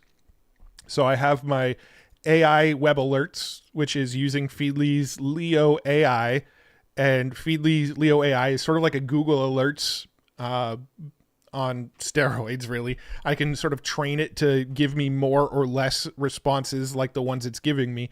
But basically, it's searching the web, it's searching blogs and news websites and all that sort of stuff for anything related to AI or machine learning or generative art or things like that. And then it pulls them into this folder, and then I skim the news every single day to see what it pulled in. But then also, you can see I've got this feed I call Big Tech here, and Big Tech is pulling in, let me see if I can actually show it.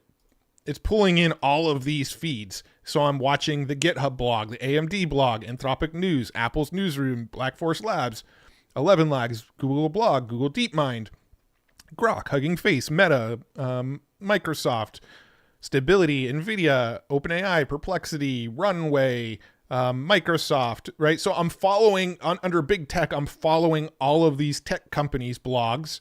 And then under AI Web Alerts, this is like a Google Alerts with a whole bunch of like, various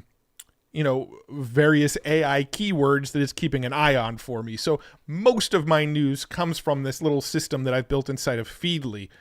This second place that I'm checking into the most is I created a Twitter list that I call AI is Awesome. This is a public list. Anybody can follow it. We shared it on last week's stream as well.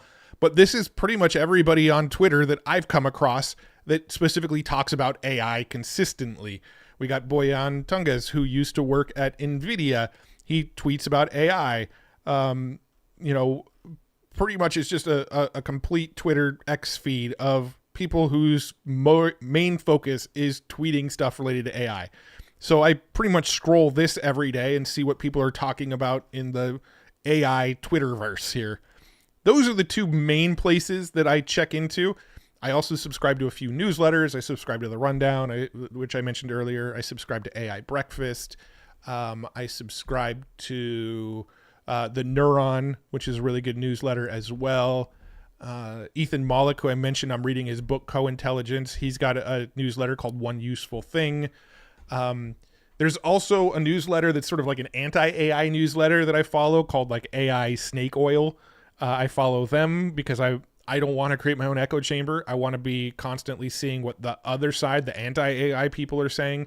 So I'm following a lot of like people like that. We've got Gary Marcus, who's, I wouldn't call him anti-AI, but he's definitely like an AI skeptic, constantly pointing out like the negatives around AI. I follow Eliezer Yudkowsky, I think is how you pronounce his name. He's like a AI doomer, right? He thinks that AI is going to destroy the world, essentially. I follow people like that because I like to see both sides. I don't want to just see the people that are constantly talking about how amazing AI is. I want to see what the people that are really worried about AI are saying as well. So those are really my main sources. Feedly, my Twitter list, and then a handful of newsletters that I'm subscribed to. You'll probably be surprised to learn that I don't really follow many AI YouTubers. Like, I'm friends with all the AI YouTubers, right? Me and Tim from Theoretically Media, and Igor from the AI Advantage, and Matthew Berman, and Matt Vid Pro, and all of us are all really, really good buddies. We all actually have a little Discord chat where all of us AI YouTubers sort of talk and share news and, sort of tell each other what kind of content we're working on. We've done a few live streams together. We're all really, really good buddies. But I actually don't watch a lot of the other AI YouTube channels because I don't really want it to, like, I don't want to be making the same points they're making or covering the same news in the same way they're covering. So I tend to try to avoid a lot of those. The one that I do watch is 2 Minute Papers. I love everything 2 Minute Papers puts out, but he's obviously a completely different style of content than the content I put out. So I don't really worry too much about it. But anybody that puts out sort of similar content to what I put out, I don't pay too close attention to it. Not because I don't like the people, and it's not because I don't agree with them or anything like that. It's just I don't want it to influence my content too much.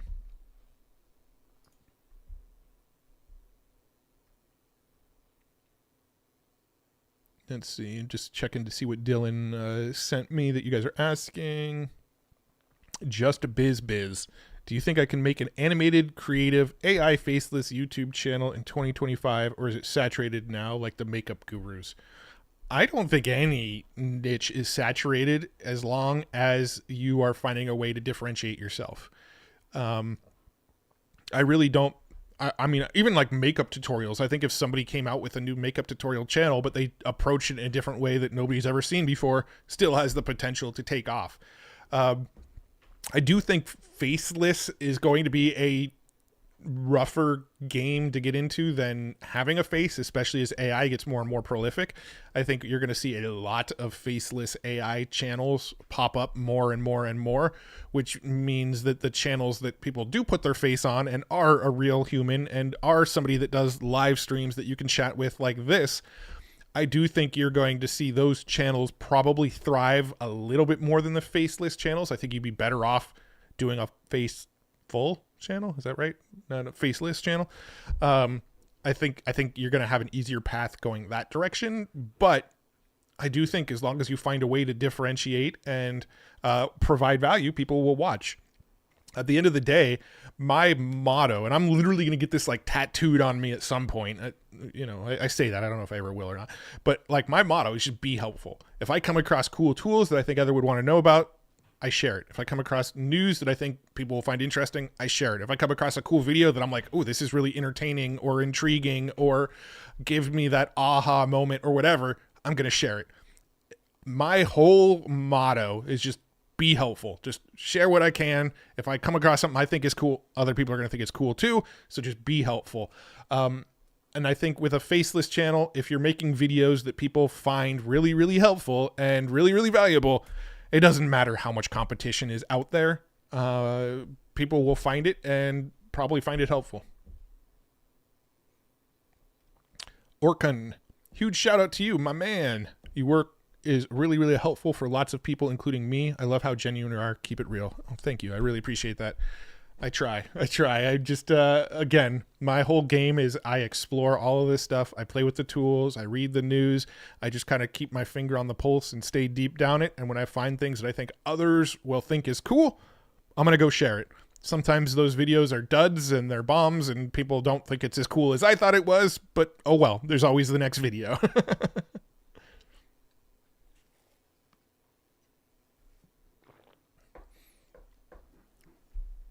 All right. Let me look at my notes here, see if there's anything else I wanted to cover. Oh, that's right. I forgot I even did this. So this morning I posted on X. I'm going live today over on YouTube and Twitch, 11 a.m. Pacific. What should we talk about and or test live? So I want to make sure I look through this a little bit as well.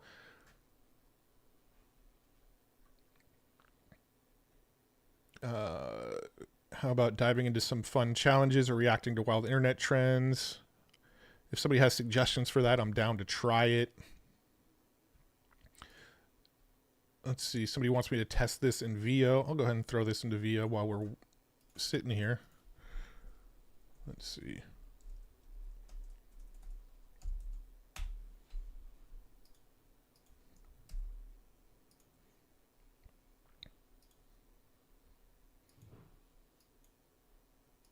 So, all right. So I tossed that into VO. We'll see what this comes up with. So if Nushin is watching or is watching on the replay, then you'll see this prompt pop up here in a few minutes here. Can you discuss local development workflows like Bolt DIY? I've never actually played with the local version of Bolt, but maybe that's something I'll play with in a future version. I don't really want to download and like install new software on a stream because that could get a little too in the weeds. When it comes to stuff like, you know, GitHub installs, I would prefer to download it, install it, get it working off stream, and then once I know it's working, then show it off on stream and show how I set it up and things like that. But I want to sort of ensure that kind of stuff works before I stream it, because I could end up spending 45 minutes trying to set it up and never get it working, and then there's like no value in it for anybody. So that kind of stuff I want to play with offline or off stream, and then once I get it working, show it off on stream, if that makes sense. Glory House Studios released a full AI movie. Can you review it? Well, if it's a full AI movie, I'm not going to watch the whole thing now, but let's go ahead and look it up. Glory House Studios. There's a couple. Is it the same?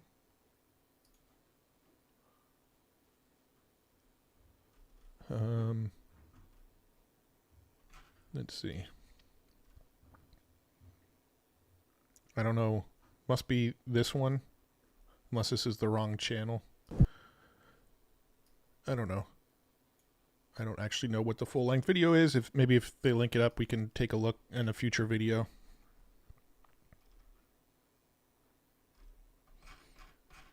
Is that it? Let's see. Did anybody else respond on this?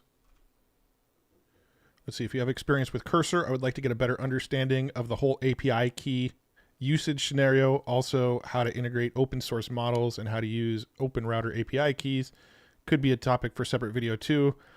Yeah, I mean, this is so. My good buddy Riley Brown, he's really, really deep into Cursor, been building a bunch of apps and stuff with Cursor, and him and I are going to do a live stream together on one of these sessions. And him and I are going to build some stuff with Cursor on a live stream. So we'll definitely play with some of this stuff on a future live.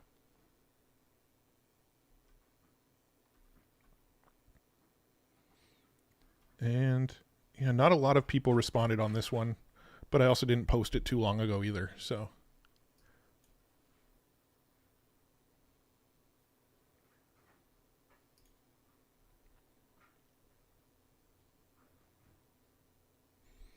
let's see, Jeffro, what are your favorite browser extensions and add-ons that you use a lot? So I use the MyMind extension. So MyMind is basically like a bookmarks manager. Anytime I come across a tweet or a cool tool or a news article or something that I want to circle back around to, I save it in this tool called MyMind. And so that's what this little orange plus button is. I use that a lot. I also have this extension up here called Save Chrome Tabs for Later, which is what I use when I'm sort of prepping my AI news video for the week. You can see that like I'll basically open all the tabs of all the news I want to talk about, and then I set the tabs aside and save them for later for when I'm ready to make the video. So that's been really helpful. I also have this tool that copies all the URLs that are open in the tabs right now. So if I click on like this Windows tabs, and then let's open up a Notepad here. You can see I can paste from my clipboard, and it literally pastes all the URLs of the tabs that are open. This is actually what I use to make the sort of resource list on my videos. Like here's all the resources I talked about. I just use this tab copy all of the URLs that I've talked about. That's a little bit more specific to me. I don't know if a lot of other people will find a lot of use out of that, but for my videos, it helps me round up all the resources I'm going to talk about in a video. I use Loom a lot to record videos. Let's see what other extensions. I've got an ad block installed. a few crypto things, MetaMask, Phantom Wallet, video speed controller. I use that to like watch videos at faster speeds. I have a lot of extensions installed, honestly. Those are the main ones that I use the most, though. The ones that I have pinned are the ones that I'm using the most. Oops. Also, when I'm on YouTube, I like the TubeBuddy and I like vidIQ. I have both of them running all the time for YouTube. But again, it's probably only super relevant if you have a YouTube channel. Like I can go into any video. Let's go into this 2 minute. I was papers. really looking for. You can see over on the right side, all of this data will pop up. This is vidIQ. It shows how this video is performing compared to like what this channel normally performs at. It shows the various thumbnails that they've tested for this video. It shows that this video is performing 2.4 times better than their typical video. It's getting, 2,800 views per hour. And then TubeBuddy gives me similar details down here, but I can see what tags this video is ranking for. So this one's actually not ranking for anything right now. So this video isn't really focused on SEO. I can see, how many likes it's gotten on social media and all sorts of stuff. So I use vidIQ and TubeBuddy quite a bit to analyze videos and, how other channels are doing and things like that. Jordany Iterbide. Matt, will you be at CES? Do you think it's worth it to go? Will it be this kind of AI tech or more business kind of stuff? Yes, I'll be at CES. CES is next week. I will be there. I get in on Monday and I leave on Friday. So I'll be there the entire week next week. Do I think it's worth it to go? It really depends on you. For me, CES is my Disneyland. Like, it is all of the newest, coolest consumer tech. Some of it we'll never actually see in the real world. Some of it is just sort of concepts that they're showing off and getting feedback on. Some of it is like, this is what you're going to have in a couple weeks available to you. But, they've got things like flying cars and new 3D printer technology and various types of humanoid robots and different types of TV technology. Last year, the big talk was the clear TVs that you can see through. And to this day, I still don't know what the utility of that is, but they were showing them off and it looked really cool. They were showing off, robots that can clean your pools and robots that can do your landscaping for you and all sorts of, new phone technology and all sorts of, it's new camera technology, new microphone technology, you name it, it's there. And for me, I go for a whole week and I still don't see everything. It is so big. Like CES is spread across something like 13 hotels in Vegas and the convention center. So, in order to see everything, you've got to be jumping around from hotel to hotel. Most of the big stuff is at the convention center, the Las Vegas Convention Center. But there's so much stuff at like the Venetian and Mandalay Bay and all up and down the strip. There's different little like convention centers that you can pop into and see different tech. And, one convention center might be like health tech and that's interesting to me, but I'm more interested in seeing the robots and like the cool new TVs and stuff like that. So I probably won't make it into like the health tech convention center. But it's, for me, that's like Disneyland. It's like seeing the future, right? You walk around and you're seeing like, this is what we're going to be living with in the next 6 months to 12 months.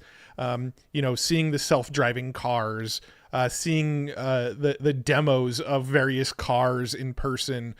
It's wild. It's so much fun if you're a huge tech nerd like I am. So I really, really love it. I'm excited about it this year.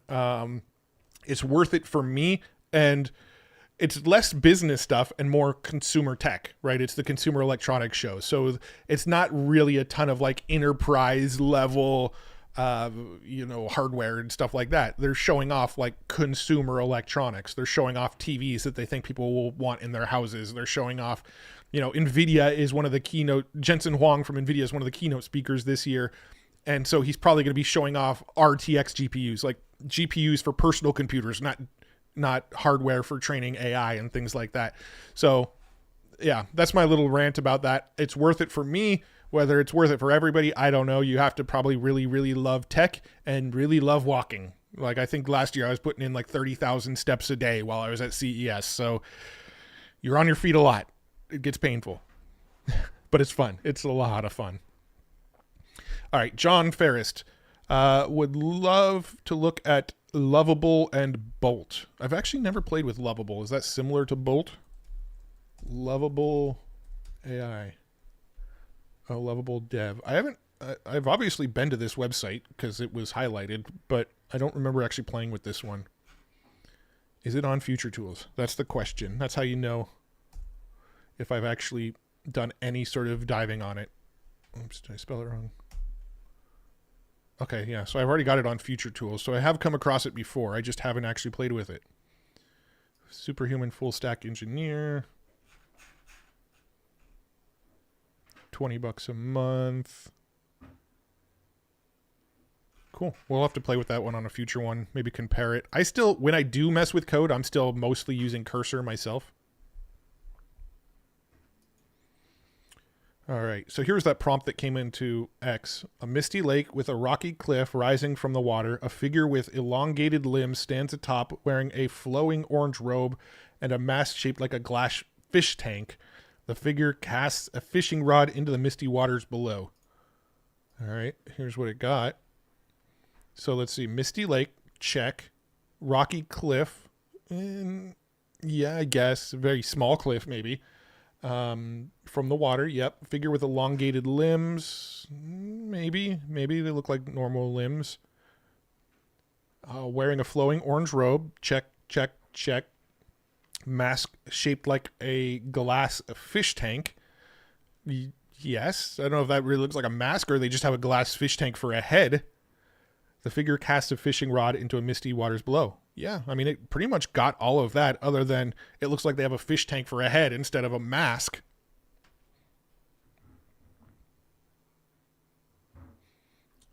Jandra Elun. Walt Disney's original plan for Epcot was going to be a CES 365 days a year. I would have loved that. I've actually never been to Epcot. I don't know. Is it worth it? I've never been. I've been to Orlando, Florida multiple times for various conferences and conventions. Never actually stepped foot into any of the Disney properties there.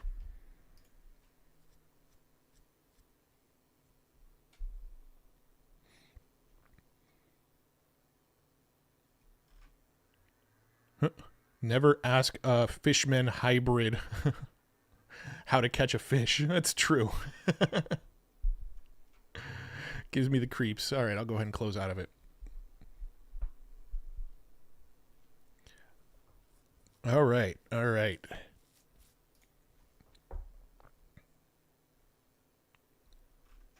right, that's 2-minute papers. I actually do want to watch this one, so I'm going to go ahead and do what I do and save this to my watch later and add it to the 200 videos that I have in my watch later that someday I'm definitely going to watch. Let's see. Adrian says anyone can play with VO through Google's AI dev platform, Vertex. Yeah, good to know. Let's see. Can anyone access Vertex? I know that's more of like their enterprise platform.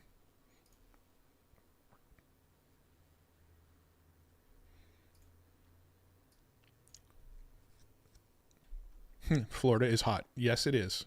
Every time I was in Florida in August one year and was pretty miserable for most of it. If you're outside, it was not fun.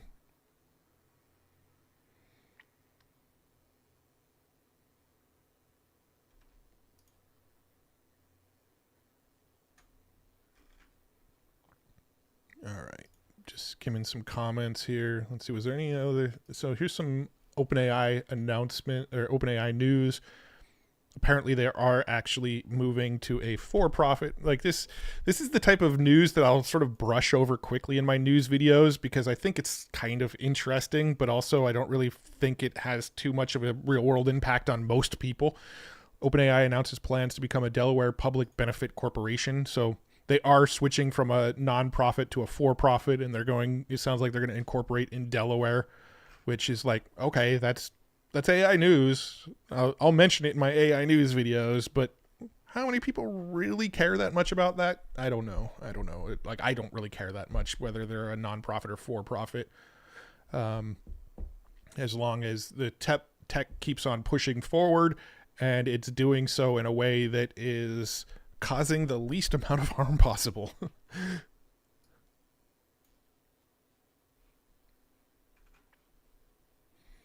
It's always risky to just have like a live Twitter feed open on a stream too. You never know what's going to pop into a Twitter feed.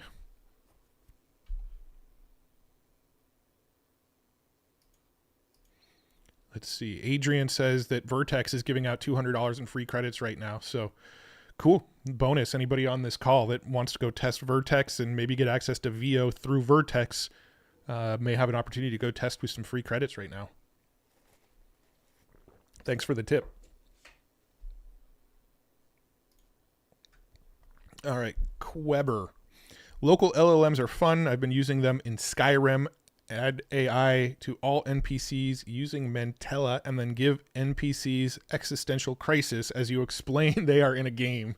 That's kind of hilarious. I remember when somebody did that with Notebook LM. They gave Notebook LM an existential crisis when they told it was AI. Actually, I want to do something real quick. Oops, didn't mean to do that. I was talking to Dylan about this earlier, and might as well talk about it now for a second. I'm going to actually do like some giveaways from time to time on these live streams, partially as like a tactic to get more people to join me on these streams and hang out. But also because I get a lot of cool tech and sometimes I get duplicates of stuff, and I figured might as well use them as giveaways. So here, let me show you what I got going on here. So I actually have this Insta360 X4 action cam here. It's an 8K camera. It shoots in full 360. I don't know if you can tell, but it's still in the shrink wrap, never been opened. I actually have this camera already. Insta360 sent me a second one. Insta360 sends me a lot of cameras. But they sent me this second one, and I figured might as well give it away on one of the streams. I'm not going to give it away on today's stream. I'm going to give it away on one of my next streams. But I do want to start doing some of these giveaways because I do have some cool tech that I have duplicates of, and I figured would be cool to do that.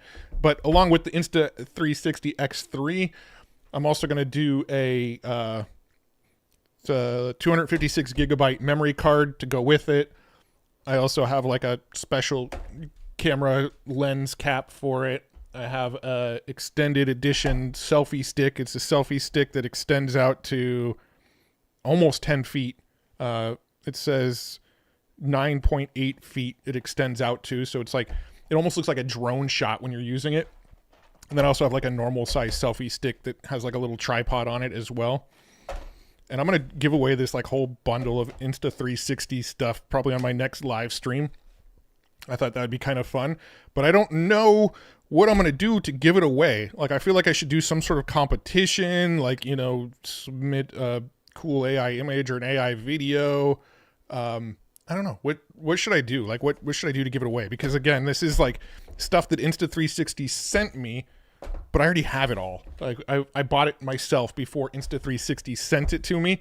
So I want to do like some sort of like cool contest with it or giveaway or, a video competition or something. I don't know. It is sort of bait. Wasn't meant to be bait, but I got to figure out what to do with this extra stuff. And I figured might as well give it away instead of like go try to resell it or something. Yeah, Adrian says it's amazing for doing video tours with. Definitely. It's like what I'm going to do with my other X4 that I already have is when I go to CES, I'm going to walk around the showroom floor and do like a 360 video of CES and show the whole like scene, show like the scale of CES because it's massive.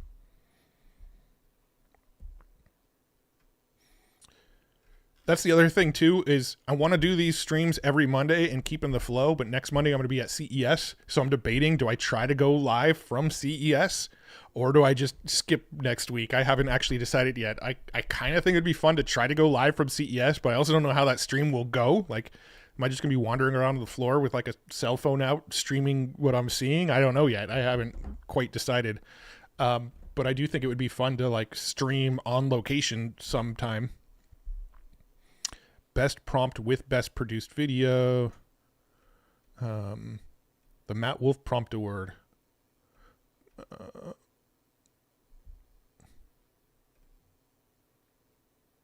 Pick a number. Video made from Ray-Ban glasses. First person named Swagati. I don't know if I got many people named Swagati tuning in. That might be a little unfair. I can't believe CES is in a week. I can't believe 2025 is in 3 days, 2 days. I don't know. It's in 48 hours. It's 2025. That's crazy to me. All right. The Blessing Report Studios. Can you put this prompt into VO2? Cinematic, hyper-realistic, first-person point of view, etc., etc. All right. I'll toss it in. We'll see what we get out of it.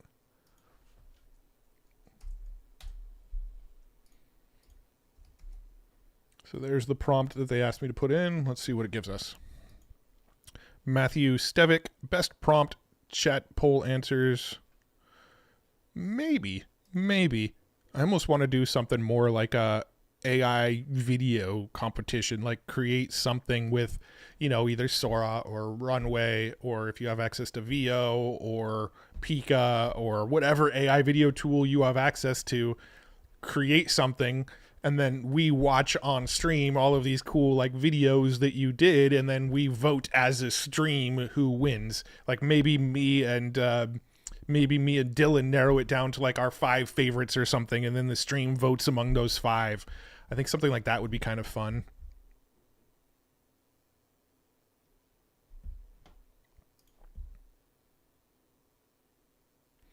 Brian asks, what are the top 3 things you're looking forward to seeing at CES? I'm not 100% sure. Let's see.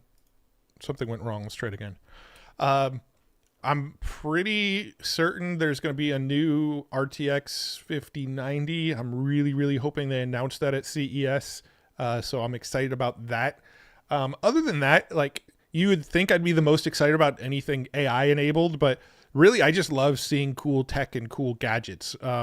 Last year, they had the Clear TVs, which was pretty cool to see in person. Again, I don't know the real world use case, but they were really cool to see in person. So stuff like that, like just the unexpected things that I didn't expect to see, they weren't even on my radar, but then I saw it there. That's the stuff that really blows my mind. Last year, they had a car, I think it was made by Krea, that was like the wheels can turn a full 90 degrees, and then the car can just sort of like, what did they call it? I think they called it like moonwalk or something, but the car can like go sideways because all 4 wheels spun 90 degrees and would make the car like parallel park, and they could put all the wheels at an angle and make the car do like a 360 spin, but it stays in place. And seeing that demo in person was really, really cool. There was a lot of humanoid robots there last year, so you saw like the humanoid robots doing like little dances and stuff like that. That kind of stuff is always fun to see because it makes for good video content, and I'm a video guy. I like to go and find cool footage, and so Clear TVs are cool to see on video, and robots and cool crazy cars and stuff like that. They had a couple of different flying cars there last year. They didn't actually demo them in flight. They showed them on the ground. But stuff like that, I love seeing that kind of stuff. And then, there's a lot of like smaller consumer electronics that's always interesting. I think everything is going to be AI enabled this year. I think no matter what booth you go to, it's going to be like, now with AI. Like last year, they had like Kohler, the company that makes like toilets and sinks and stuff like that. They had like a Kohler toilet there that somehow had AI built into it. So they had like AI toilets and stuff. Like that kind of random stuff is always fascinating to me. But it's hard to say a top 3 because I don't know exactly what's going to be there yet. Like, I do get some like press announcements ahead of going to CES. But for the most part, most of the press announcements I get aren't things that excite me that much.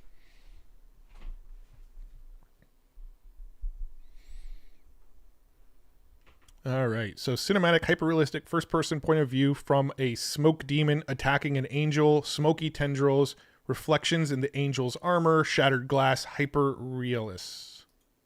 I think that was supposed to be hyper-realistic. Did I cut it off? I think I must have cut that one off. So here's what we got out of those. Let's see. Are any of these really a first-person point of view? I guess the top left is more like a third person, but the rest, I guess, could be argued they're first person. A smoke demon attacking an angel. Yeah, I can see the angel. I don't know about this one looks more like a smoke demon. This one looks more like an angel. Reflection in the angel's armor. You could see that in these two. The two on the right. Let me move out of the way. Shattered glass, hyper realistic. So you got some shattered glass effects like right there. But that's what you get out of that prompt.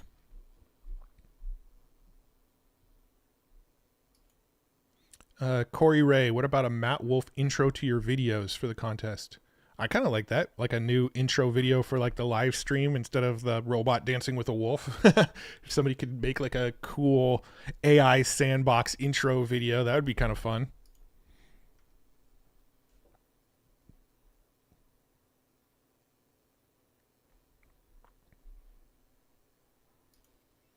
Let me look at my mind here, see if there's anything else that I've been looking at lately that I thought was cool. There's been some really good like AI videos that have come out recently that people have made that I've found pretty impressive. Like, here's this one from Curious Mom, Refuge. Dad?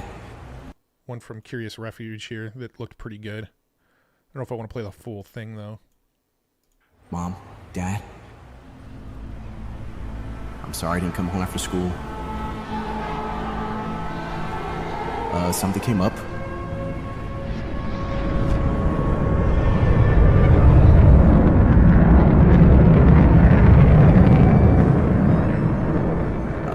I promise I'll be home as soon as I can. I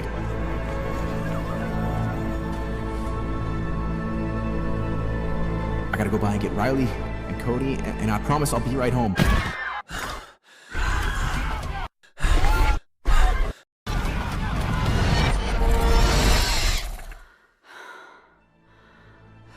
We are advising, for the public safety, everyone please remain indoors until further notice. We don't know what we're dealing with. We don't know the severity of what's happening. We just please advise you to stay indoors until further notice. No further questions, please.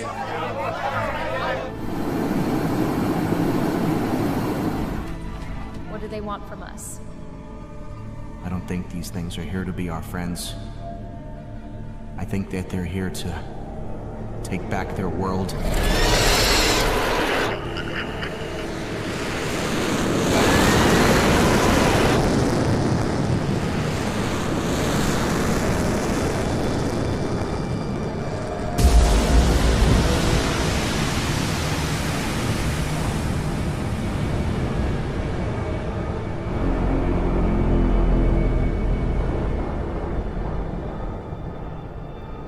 So that's pretty crazy. I mean, that whole thing was made by AI. I said it was by Curious Refuge, but Curious Refuge was sharing it. It was actually made by Dave Clark here. But that is just wild to me that was all made by AI. It's so crazy. I mean, like, it does have some Cloverfield vibes. Definitely feels just like the movie Cloverfield. But the fact that AI created that now in 2024, I can only imagine what we're going to be looking at the end of 2025. So crazy. Here's another one that I came across that I thought looked pretty interesting. Jason Zada here. Fade Out, a short film made with Google's VO2. It focuses on aging rock stars' final years. Focused on film-like details, camera moves, lighting, textures, emotion to craft a story, not just a montage. Like another minute and 44 seconds. I'll go ahead and play this one because this one is pretty wild as well. I'm especially blown away by the consistency of the actual character in the video.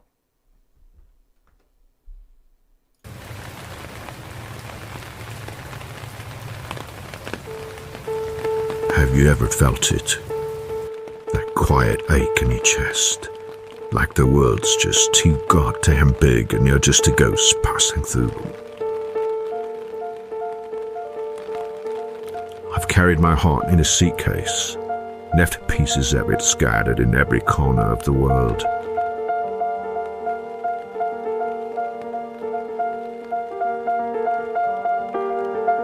Love, I had it, Lost it, missed it, destroyed it. Life, lived it to the bone until it hollowed me out. I spent so much time looking down at the strings, the road, the bottle. I forgot to look up.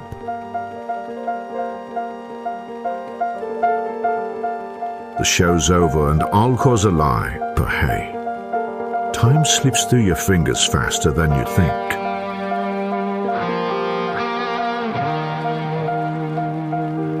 You gotta live it loud and loathed like the world might end tomorrow.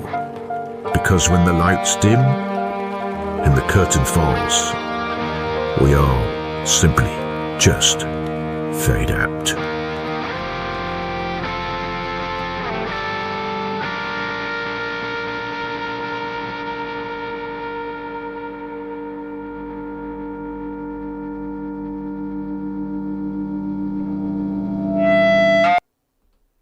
Yeah, so those were the two AI videos that I came across just today that just absolutely blew my mind that they were done with AI. And again, this is the worst it's ever going to be. It is so freaking crazy right now how good these AI videos are coming out right now.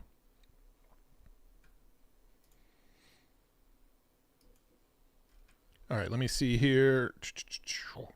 Merlin, I've been watching, subscribe since you first started. Thanks for all the wonderful content and congratulations. Thank you. Appreciate it. Daniel Green, how is this character consistency possible? Some kind of deep fake?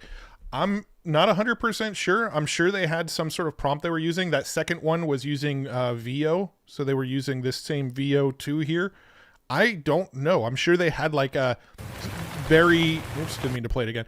I'm sure they had a very descriptive prompt to get this guy, right? Like they probably had his age, gray hair with a white beard, tattoos everywhere. They probably had a very specific prompt that they used over and over and over again, probably generated a whole bunch of videos that didn't look like the guy, but had a handful that did and pulled those ones together, would be my guess. Probably lots and lots of re-rolls with videos that didn't look like a consistent character, but he managed to pull the ones together where they did have the consistent character.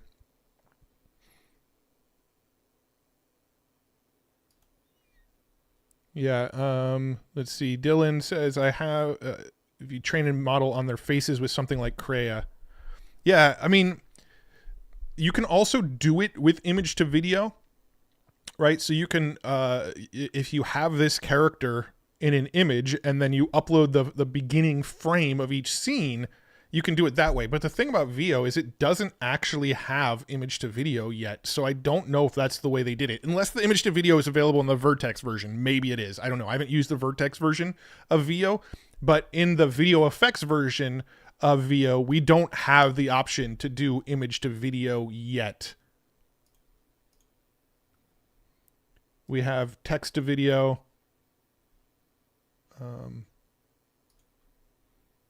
Where's the other option? So we have text to video and text to image to video. So I don't actually know how he did that with VO other than likely being very specific with the prompt, or maybe he was able to do it with an image to video model, maybe inside of Vertex or something. Mike Wold, in 10 years, Netflix will just be a prompt box that asks you to enter a prompt for the show or movie you want to watch. Maybe, I can see that future. I think there will be content generated that way, but I think it'll be like people will have options for content. They'll be like, do you want to prompt your content into existence and watch this thing that we created for you? Or do you want to watch this movie that has these actors and was written by real people? I still kind of have the feeling that a lot of people are still going to gravitate towards creations made by real humans over creations made by AI.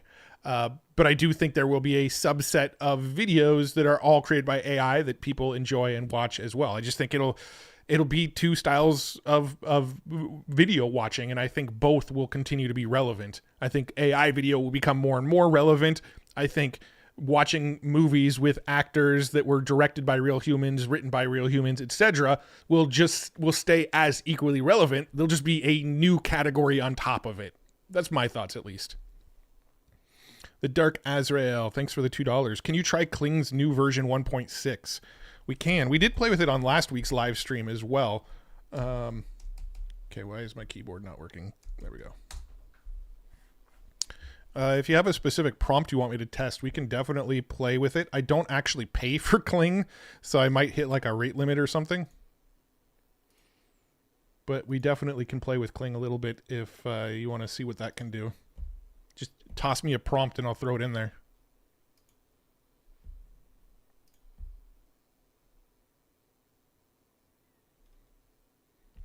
Let's see. Sabanrab. The Sabanrab. I think AI certainly excels at music videos right now.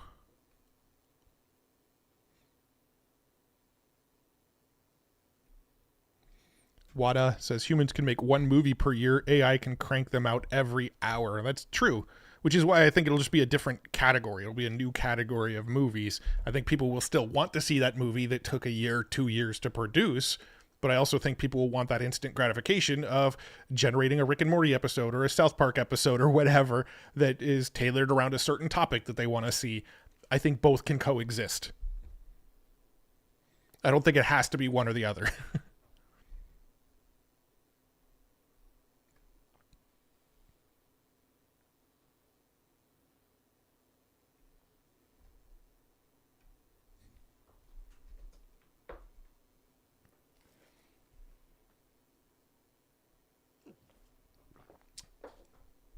All right.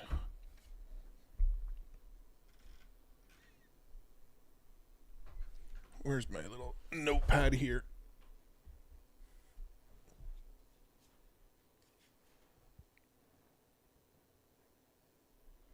Alrighty. Well, I mean, is there anything else you guys want to test, play around with, go down any other rabbit holes? I always say what ends up happening is around the 2-hour mark, which is where we're at right now. I tend to say, all right, I'm going to go ahead and start wrapping things up and then end up going for another hour anyway. So if there's other things you guys want to play with, test, talk about any specific news, you know, ask me anything, whatever. I'm still down to hang out for another 45 minutes. But if we want to wrap this one up, I'm good to do that as well.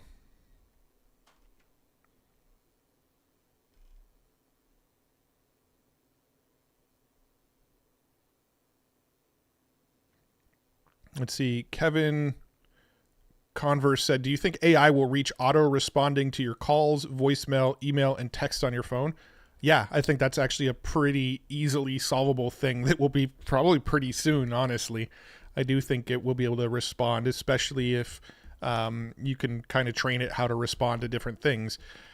I think we're fairly close to that using RAG, Retrieval Augmented Generation, right now, where you can give an AI model a document that says, here's how you can respond to the 20 most typical emails or phone calls or text messages I get.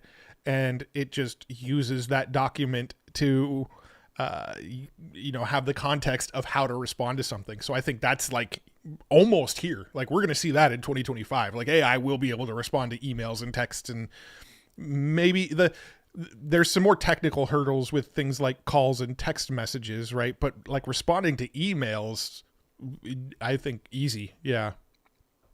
I think people could probably slap together tools that they make with Cursor right now to do that kind of stuff.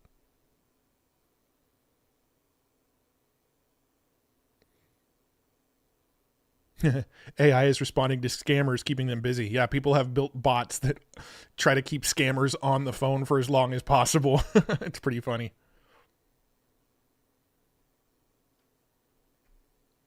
Adrian, coming back to the video topic, once one style is widely popular again, there'll be a shift of people wanting the other style again, just like art, just like music, right? You look at music now, right? Music was on vinyl, and then it was on 8-track, and then it was on cassette, and then it was on CD, and then it was all digital, and now people collect the vinyls again. So it's like all the way back to where it was beginning. So I definitely think that is true.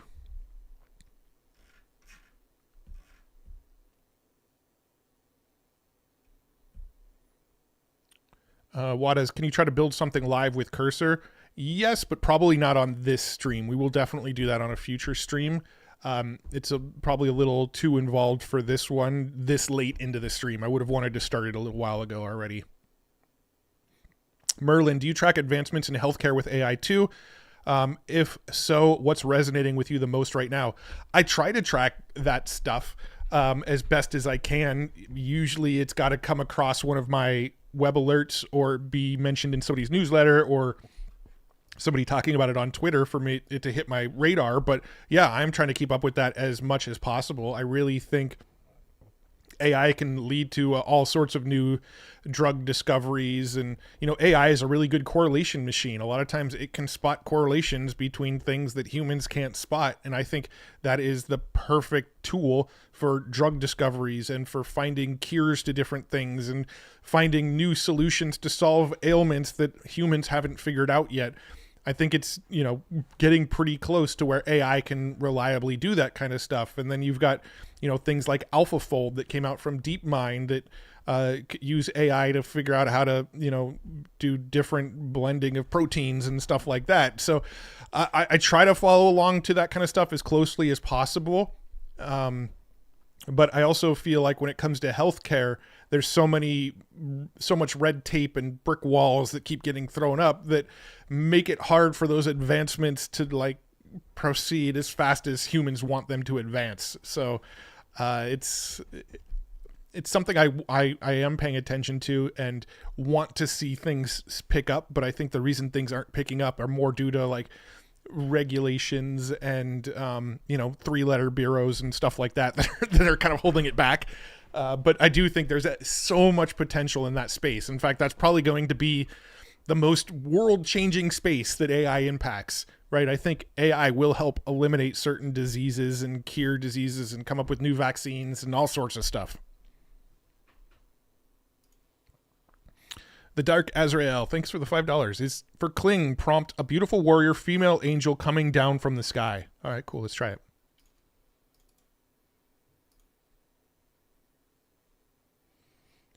I don't want to upgrade to premium right now. I will in the future. Oh, estimated wait time longer than 3 hours. Okay, so maybe I will upgrade. Let's see. Give me 1 sec while I upgrade this real quick so we don't have to wait 3 hours.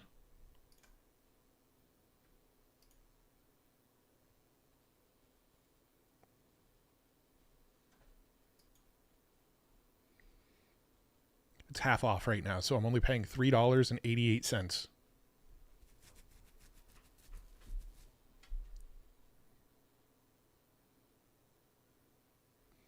Purchase confirmed.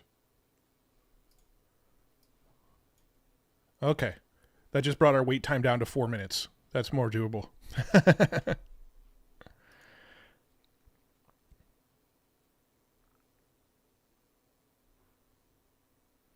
Alexandru, thank you for the $2. I really appreciate it. If you guys are enjoying this stream and you like my sort of ADD ranting and jumping between tools and news and just checking out the AI world and going down the rabbit hole with me, make sure you like this stream and subscribe to this channel. It's really, really helpful. I appreciate it. My goal is to hit 1 million subscribers in 2025. I mean, subscriber count doesn't really mean much anymore. Like, the amount of subscribers you have doesn't really correlate that much with like how many views a video gets anymore, but it's still a fun thing to strive for. And I would love to hit 1 million subscribers just for my own personal satisfaction. I need a goalpost to shoot for, and that's the goalpost I'm working on right now. Matthew Stevick, $20. Thank you so much. I really, really appreciate that. You're awesome.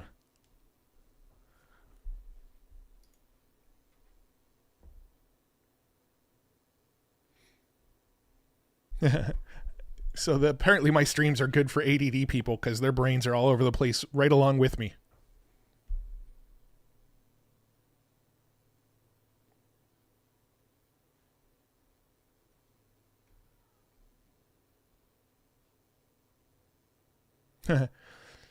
Drop Barracuda. For those of us that remember life before cell phones, we used to memorize all important phone numbers. What will we lose the ability to do as AI expands? Creativity, critical thinking. I mean, it's true. I do remember life before cell phones. I did not have a cell phone when I was in like high school and college, honestly. And I did know I don't even know my parents' phone numbers right now. I know my wife's phone number by heart, and I know maybe 2 or 3 other phone numbers by heart, but I don't even know my parents got new phones since I was a kid. I used to know their numbers by heart, but since they got new phone numbers, I never bothered memorizing them. So definitely something that I think AI will have similar impact on other areas of our life, but I don't think it's going to be I don't think it's going to be a super negative thing. I think if anything, I think creativity is going to expand. I think people are going to be more creative as a result of AI because they have more tools at their disposal. They're able to do things they were never able to do.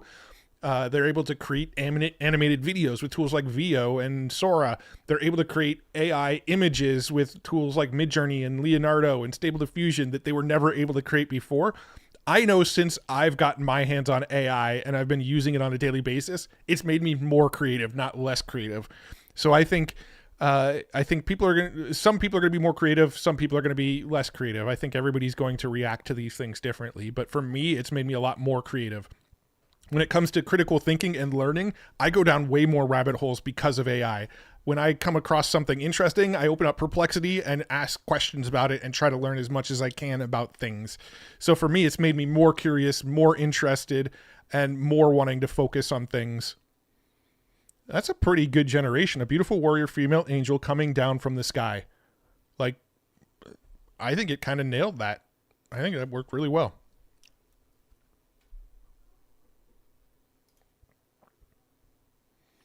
Rue and Sasha's happy days. Thanks for the $5. I really, really appreciate that. EdTech DL. Is ChatGPT Pro mode worth the investment, you think? I would say for 98% of people, no, it's not worth the investment. I think the plus mode, the $20 a month mode, is worth the investment. I don't think the $200 per month plan is worth the investment for most people. I got it because they claim that the Pro plan, the $200 a month Pro plan, you're going to get the earliest access to the newest features and the newest tools. So I'm literally on it just to make sure that I'm like kind of front of the line to make sure I get the newest stuff because I'm making videos about the latest AI tech and tools and news. So I feel like it's important for me to be as close to the front of the line of getting new stuff as possible since I'm kind of reporting on it. But for 98% of people, it's probably not necessary. ChatGPT Plus for $20 a month will get you, one Sora video generation at a time. It'll get you access to OpenAI's O1 model, which is their logic and thinking model. It gets you access to GPT-4o, which is their current best state of the art, like non-reasoning model. Pretty much most people can get everything they need out of the $20 a month Pro plan. $200 a month is just for, in my opinion, like the really, really early adopters that want to get the stuff first, or for the people that really need the O1 Pro model, like the reasoning model that's really, really like the state-of-the-art reasoning model that's available.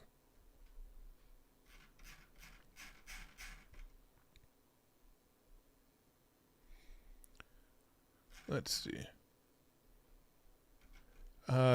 Drop Barracuda, thank you for the $5. I appreciate it. Creative output and creativity are separate to me. I do agree that more people will be able to produce creative things, but with less personal input. Yeah, I mean, I don't know. Like, everybody's different, right? I think this is more of like a subjective question. I think, for me, I'm able to do a lot more creative things that I wasn't able to do before. And opening up those doors to being able to do stuff has also opened up my creativity. It's sort of expanded my thinking on what I could possibly create because I have more tools at my disposal to create the things.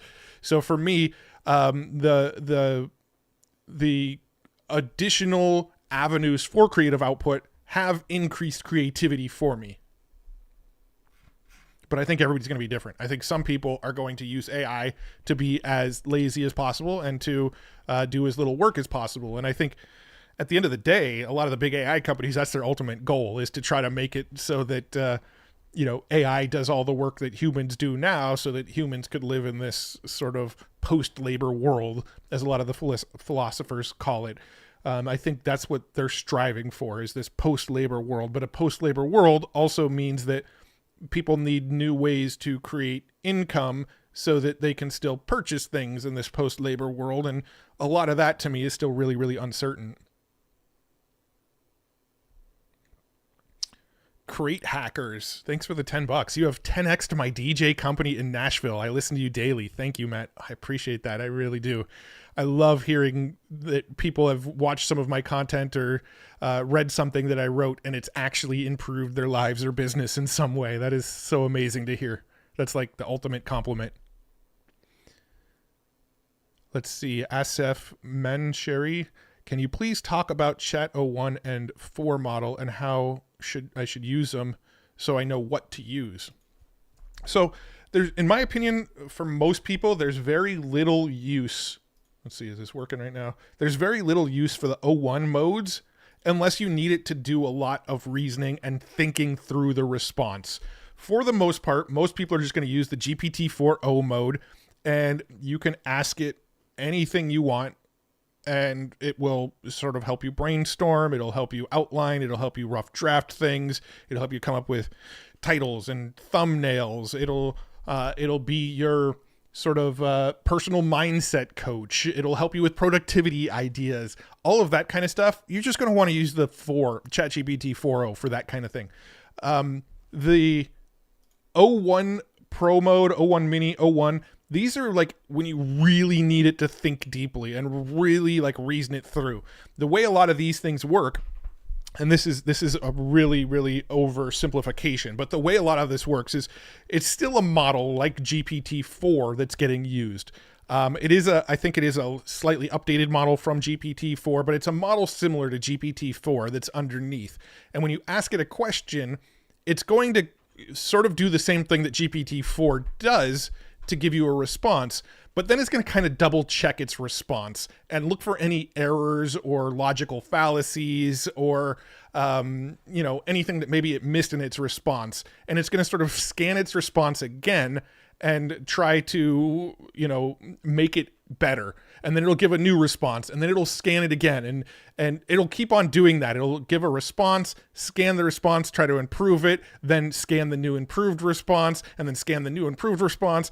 And so all of this stuff isn't happening on the training side, it's happening on the inference side. So when you ask it to prompt something for you, or when you give it a prompt and you ask it to give you an output, it's giving an output, but it's double checking and triple checking and quadruple checking its output over and over and over and over again until it's fairly confident that it's now giving you the right answer. And again, this is an oversimplification, but better and better models are made typically on the training side.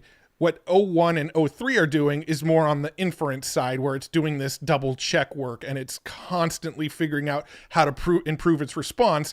And when it feels that it's sufficiently given the best response possible, then it shows you its output. Again, oversimplification, but that's what those models are doing. So when you really, really, really need it to like double, triple, quadruple check its work, that's where the 01, 03 models come into play.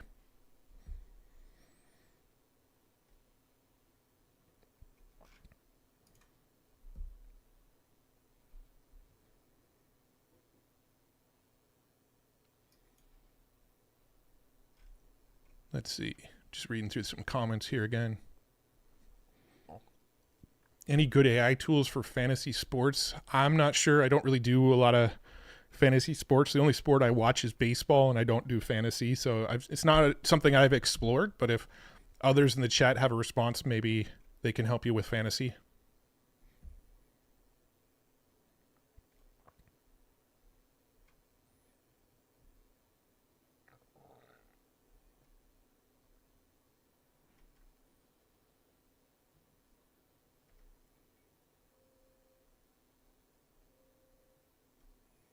Let's see. Thanks, Kevin. He says your videos rocked, learned so much. Keep going. Really appreciate it. Thank you.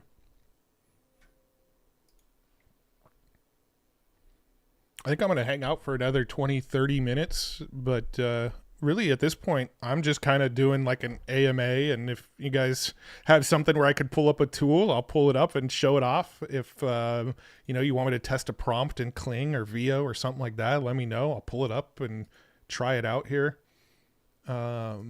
Just kind of hanging out and going where the flow of the chat takes us. All right. I saw one that I want to answer here. All right. EdTech DL. Best AI apps for learning, in your opinion? For me, I love Perplexity. I am in Perplexity multiple times per day because it searches the web and sort of does the research for you. And then the other one that I would say, and I think you have to be an advanced, a paid user of Gemini, but the Gemini research mode. Let me make sure I'm on the right account here. So there's this Gemini Advanced with deep research. This is really, really good for learning a topic too. But like, let's say I want to understand, let's see, what's a good topic that I would want to understand? Let's go,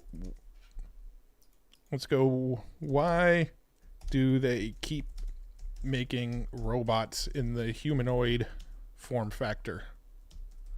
Let's say I want to dig down that rabbit hole and understand why they do that.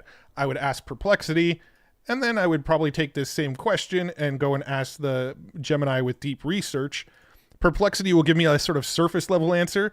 This deep research will give me a really deep, like written essay on it, right? You can see it's giving me this whole list of things it's going to do. Find articles, find information, find examples of specific tasks, etc.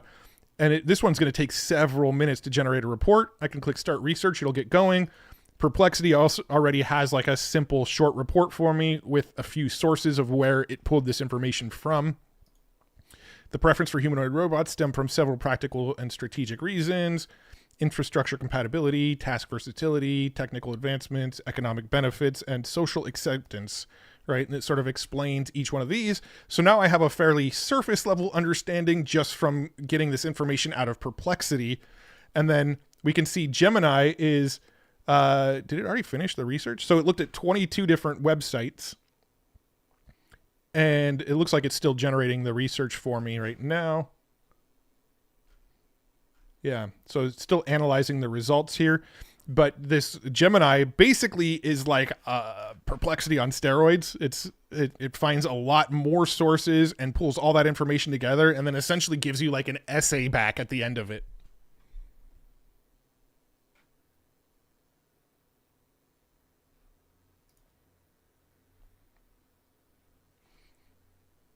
I'm waiting because I want to see what it actually gives me back. Let's see, Iman Yashar. Hi, Matt, longtime fan, love your content. What AI tool do you recommend for building websites with about 6 to 7 pages for lead gen? Also, AI tools for SEO to rank those websites high on search results. I don't really mess with SEO a whole lot because at the end of the day, SEO is all about creating really good content that people are creating websites that are sticky, right? SEO is really, here's a really oversimplified version of what SEO is. When somebody searches something out on Google and Google gives them a result and they click on that result and then immediately click away, Google goes, oh, okay, we didn't show them the right result for the thing they just searched for. Let's not rank that as high for this same keyword next time. If you search something out on Google and then you click a link and you stay on that link for a long time, Google goes, okay, they clicked on this link and didn't immediately come back. That must have been the right thing to put in front of them for that search result. Let's make sure they stay highly ranked or move them up the rankings a little bit. Again, way oversimplification, but that is essentially what's happening with SEO. So when it comes to SEO, your job is to make sure that for whatever search term somebody might search your site out for, you're actually providing that thing to a degree where they stick around on that website. SEO in a nutshell, right? So in my opinion, if you're creating like a tool, that can be really good for SEO because if people go to your website and use that tool and they stay on the website because they keep using the tool, that's really helpful. If you create a lot of content that's valuable, maybe not AI generated content, maybe AI assisted content, but make content that's really valuable that answers the question from the search query, all right, people are going to stick on your site. That's really the nuts and bolts of SEO. If you can make it so that when somebody searches for a specific keyword and they find your site, they stick around on the site, you've just SEO'd your site. Now, there are other factors. There are technical SEO and making sure your URLs are structured properly and making sure you have a certain density of keywords inside the articles and all that crap. I pay attention to none of that. And my site, my Future Tools website, is really, really, really well SEO'd, like really well SEO'd. I get hundreds of thousands of search traffic every single month to Future Tools, and I put no emphasis on technical SEO. I put no emphasis on, making sure a certain amount of keywords are inside my content. I don't do any of that. I just make sure that when people click to my website, they're getting a valuable resource that ideally they want to stick around at. There you go. That's SEO. Now, as far as a website builder tool, there's a few. So Future Tools is built on Webflow. I really like Webflow. It's simple. I can organize stuff. It has all the filtering and sorting stuff built into it so that it works well for me. They do have some AI features. I don't really use them. There's another site. This has been a company that sponsored me a few times in the past. So if you've watched my videos, you've probably seen me actually make a site with this. This is an AI website builder. You tell it what you want the site to be about. It's called Hostinger. You tell it what you want the site to be about, and it goes and builds the site for you. And then once the site is all built, you're not starting from scratch. You have like a drag and drop builder that you can now rearrange and build your site with. So this isn't obviously sponsored, but Hostinger has sponsored me in the past, so I feel like I need to disclose that. But let's look at like one of the websites that I've built in the past here, just as like a demo. So I made this 3D printing world here. You can see if I click on edit website, this is the website that it built for me. I didn't do anything to this yet. It created like the bones of this website for me already. It's got, lead capture down at the bottom. It's got multiple pages. I could click into like one of these articles here and look at what the article page looks like. All of this was generated with AI. 100% of it was all AI. I had not done anything. But if I don't really like the look of it, this whole thing's a drag and drop editor. So I can, let's say I want the text down here because I want it to look ridiculous. I can do that. Let's say I want this discover button to be here in the middle of this image. I can do that. It's all just drag and drop from this point. And so it's really, really simple. This one's called Hostinger. Again, they have been a sponsor. They're not sponsoring this right now. All right. And here's what we got out of Gemini Advanced. You can see here's why humanoid robots, exploring the design rationale behind human-like machines. And you can see it wrote this long document about why humanoid robots. So again, I got Perplexity, gave me a quick overview, and then I got Gemini Deep Research, gave me a much deeper overview. And I can even open it in Google Docs here. And eventually it'll open in Google Docs, and I can just save this to my Google Drive folder. And I've got basically this giant article that it wrote up for me about why we'd want to use humanoid robots, along with all of the, it cites all of its sources down here as well. So that's how I learn new stuff using AI.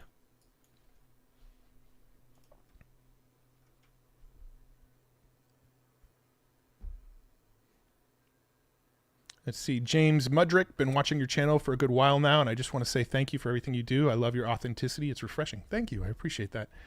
Matthew Stevick, is there a personal assistant AI people are using, aka a good one? Personal assistant AI. There's a lot coming. That's going to be a big talk of 2025. Like every company is going to have a personal assistant AI in 2025. The best one I've seen so far is Project Astra, which I did get early access to, but it's not available yet. It's like Google's future version of like Siri or Google. What's Google's version of that? Google Assistant. So that one is the best I've used, but again, not publicly available. But I can almost guarantee that pretty much every AI company is going to have some sort of assistant tool in 2025. OpenAI, Anthropic, Google, Microsoft, they're all doing it. All of them are working on that. So Apple as well. There's like obviously Siri now has ChatGPT baked into it, but that's not the ultimate goal of Siri. They don't want to have to send you off to ChatGPT. They want to do it themselves.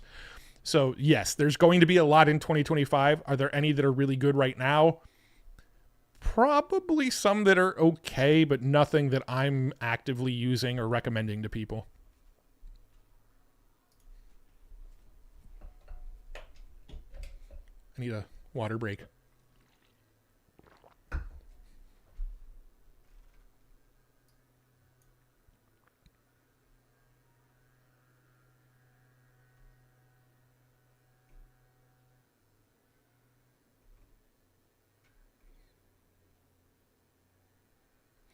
Justin Stefan says, is Gemini Advanced more accurate or better than 4.0?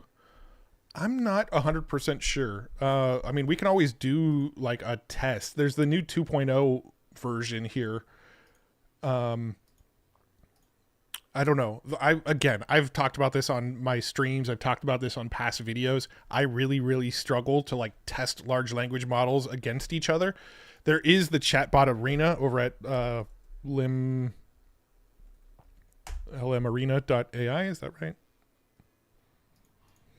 Which sort of compares what people say, right? Like if you've never used chatbot arena, the way it works is you have this arena battle and it's going to ask the question to two AIs, but it's not going to tell you which AI it's using. So if I was to say, why are companies building humanoid robots, like I was asking a second ago, and I send that prompt in, you can see that it just says Model A and Model B. I have no idea which model is responding here. But what it wants me to do is after it finishes responding here, it wants me to decide which one gave the best response. Did Model A give the best response here on the left, or did Model B give the best response on the right? Model A looks a little bit better formatted. They both look pretty close, but I would say Model A is probably the better of the two models, so I would say A is better. And then it tells me, okay, A was DeepSeek V3, B was Mistral Large 1124 model, so this one came out in November of 24, I guess. But DeepSeek V3 was the model that I picked. Now, if I head back over to the leaderboard here, we can see the rankings, and we actually have like a four-way tie for the number one ranked model. We have Gemini, the December 6th version, the Gemini 2.0 Flash thinking model, which we were just using a minute ago. We have ChatGPT 4.0, and then we have o1. And you can see all four of these are in a four-way tie for first. So for the most part, people are saying they're all pretty equal to each other. And this is just based on, the subjective anecdotal experience of the users, right? You give it a prompt, it gives you two outputs. People are voting which one they like better, and that's how this ranking is figured out. And we can see DeepSeek V3 is, climbing the ranks. It's ranked number 7 right now. The other one that it gave me was Mistral, which, as we can see, is, pretty far down the list at 31. So I pretty much ranked it in a similar way to how most people would have probably ranked those two compared to each other. Dark King Arthur, why is it so difficult for Alexa and Siri to be utilized and updated with more AI functioning? They are so far behind. Totally agree. Alexa, it's going to be updated in 2025. Alexa has invested billions of dollars into Anthropic.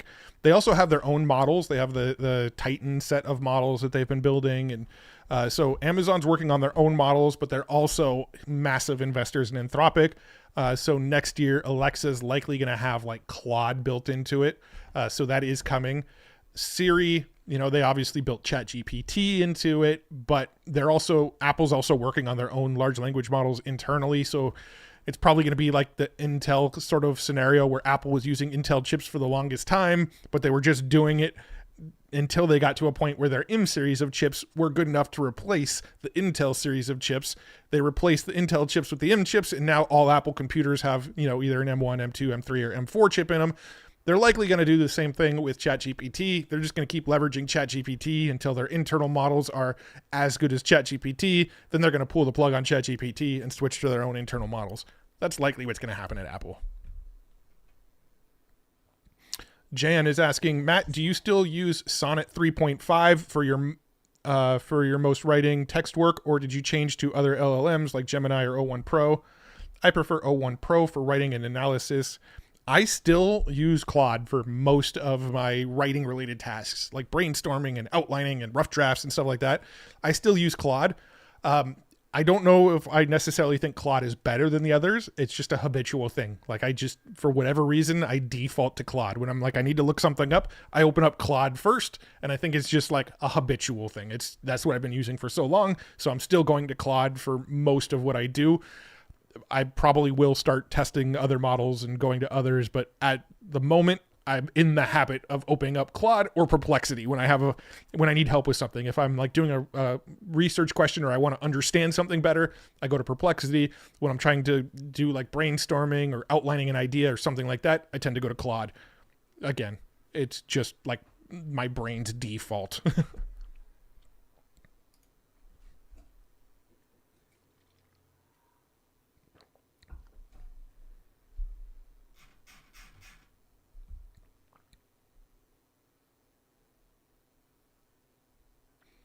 ABV says he's the same, or there, I don't know if it's a he or she. They're the same way with ChatGPT. Yeah, I think a lot of people just kind of have a default at this point where it's like, this is what they've been using for so long that when they have a question that they want to ask AI, they just go to what they've been going to for a while. Which AI platform is better for scanning large amounts of text from Word documents without getting errors? Claude is really good at that. Gemini is really good at that. I mean, they're all good at that now. At this point, they're all pretty much on a level playing field. The reason I'd probably go to Gemini or Claude over ChatGPT is just the context window. ChatGPT has the smallest context window of the group. Gemini can do, I think, up to 2 million tokens of context, which is 1.5 million words of input and output. And then I think Claude is at 200,000 tokens, I want to say, which is about 150,000 words of input and output. ChatGPT is still quite a bit lower of a context window. Dang, some of these comments are coming in fast. All right, Freelix. Do you have any businesses other than your YouTube channel that uses AI? So I'll give you a full, complete picture of my entire business right now. I've got my YouTube channel, which is more focused on AI news and tools, but I don't actually use AI for a lot of it. I use AI to make the thumbnails and to maybe help me with some of the like description notes and things. I've got the Future Tools website, which is where I curate all the cool tools and the latest news and stuff like that.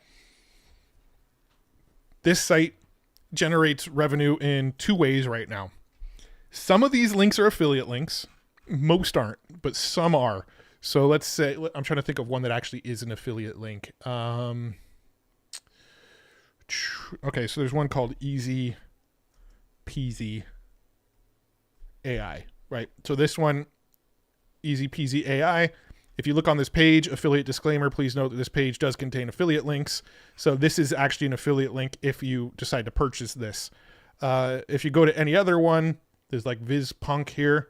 Doesn't have that same disclaimer. This one's not an affiliate link. If it's an affiliate link, I put a disclaimer on the page. This is an affiliate link. So if some of these tools have affiliate links, I use the affiliate link. If they don't, I still share the tool. Like I'm not only sharing tools that have affiliate links is what I'm saying. But if it has an affiliate link, I'm going to use it. That's one way it generates revenue. The other way it generates revenue is sometimes you'll see a featured listing right here at the top. I've been doing this less and less lately, but I do allow companies to pay for a 1-week featured listing, which sort of highlights it at the top of the page. So sometimes companies will pay me and I will make sure that their tool is highlighted as a featured listing for 1 week. I do disclaim that is, a paid featured listing when they are there, but I've been doing less and less of them. Usually when I do them now, it's more of like a bundle deal. So somebody will sponsor one of my YouTube videos and I'll say, oh, cool, I'll throw in a featured listing as well as part of the deal. So I've got the Future Tools website that generates revenue as well. And then I've got the Future Tools newsletter, which is right here. And if you look at, any one of my newsletters here, these newsletters are pretty much always sponsored here. So This one was sponsored by HubSpot, and every newsletter generates revenue through sponsorships. So I've got that, and then I'm also the co-host of the Next Wave podcast, which is actually owned by HubSpot. So HubSpot owns this podcast, and they actually hired me and Nathan to host this podcast. So we're the faces of the podcast, but it's owned by HubSpot, and HubSpot essentially pays us a salary. It's not technically a salary, we're contractors, but HubSpot pays us to run this podcast for them. That's my business in a nutshell. So YouTube, I make money from AdSense and sponsors. I've got the Future Tools website, which I make income from the featured listings and affiliate links. I've got the newsletter, which makes income from sponsors. And then I've got the Next Wave podcast, which I'm paid as a contractor by HubSpot to run that podcast. That's it. People are in my inbox saying, you should go and sell a course. I don't want to sell a course. Yes, it can make me a lot of money, but I don't really want to make a course. I don't want to spend the time to do it. I got enough on my plate. I'm spinning enough plates right now. I don't need another course to add to the mix. I don't want to deal with customer support on a course. I don't want to, right? I've got people in my inbox all the time asking me to do paid consulting. I don't want to do it. I don't want to spend my time on that. People are constantly telling me you're leaving money on the table. You can make so much more money if you do courses, you do consulting, you do, webinars that you pitch affiliate products, whatever. I don't want to do any of that. Like, I got a nice little system going. I'm making money off YouTube. I'm making money off the podcast. I'm making money off the newsletter. I'm making money off my website. Why do I want to add more into the mix? It's paying my bills. It's making me a good living. I'm happy. Everything is good. I don't want to complicate things. So that's the whole business in a nutshell right there. And I don't really intend on adding more. I just intend to continue to improve all of the things I'm doing. I want to improve the Future Tools website. I want to improve my YouTube channel. I want to improve my newsletter, and I want to get better and better at podcasting. That's it. No more added to the mix. I don't need more. I don't want more. People can stop emailing me and saying, hey, you'd be making a lot more money if you did this. I don't care. I just don't. I don't care. All right. Uplift Heart. Which AI platform is better for scanning large amounts? Oh, I read that one. Veteran Amboy. Matt Wolfe. Howdy. Happy New Year. What AI can I use to learn ethical hacking? Ethical hacking. I would probably say Perplexity and ChatGPT, or not ChatGPT, Perplexity and the Gemini, the same one that I was just using, the Gemini Deep Research. I think using those tools are really helpful. I'd probably look on YouTube. I really, really like this Pirate Software channel. He talks a lot about ethical hacking. It's one of my favorite channels that I've been following lately. But yeah, I don't know. I don't really do a lot of hacking in the sense that you're referring to. I do a lot of hacking where I like mess with tools and stuff, but I don't do a lot of like hacking to like red teaming style stuff. Like I don't really do much of that myself, but I would probably use Perplexity. I would probably use the Gemini Deep Research and just, ask questions to those because they will both do the web search for me. Oh, damn. Todd Rothman, $200. Jeez. Thank you, dude. I really, really appreciate that. You're awesome. That's crazy.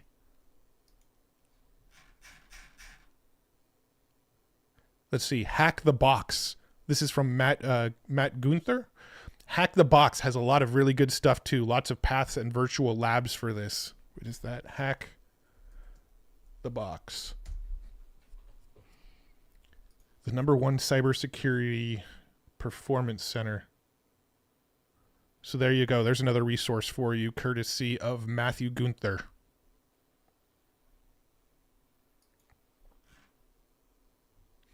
Do you use Reddit? I do use Reddit quite a bit, actually. Let's open up my Reddit. Hopefully there's nothing bad. Am I even logged in? I'm not even logged into Reddit right now, but you can see I look at Stable Diffusion, WebSim. There's a handful of stuff. When it comes to, I'm also really, really into gaming. So like I do a lot of like game emulators and stuff like that. And I look a lot of that stuff up on Reddit. I don't think people realize how, so as much as I'm into AI and that kind of tech, I am also super, super into gaming. Like I don't know how many gaming systems I have.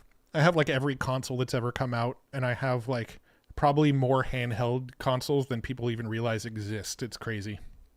And anyway, the reason I brought that up is because I read a lot of that kind of stuff on Reddit. I read a lot about like emulation and modding game things like my Steam Deck or modding. I've got like a little thing called like a Retroid Pocket. And so a lot of the stuff I do on Reddit is about like gaming and game system modifications and emulation and that kind of stuff.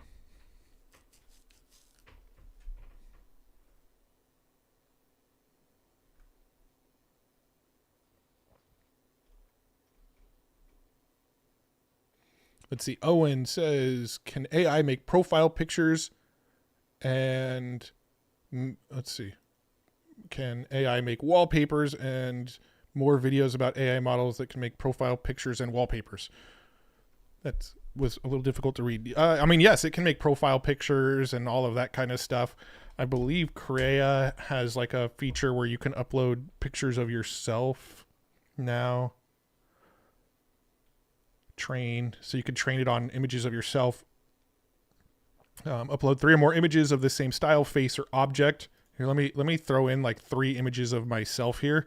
I've actually never tried this, but Dylan's been trying to get me to try it. So let me try it right here on stream and see how well this works. It may take too long. I don't know how long it takes to train stuff in.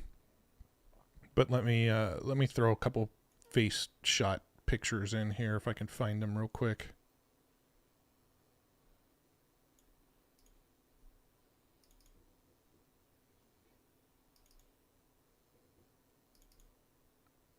So I have a few like random like headshots. Like here's one.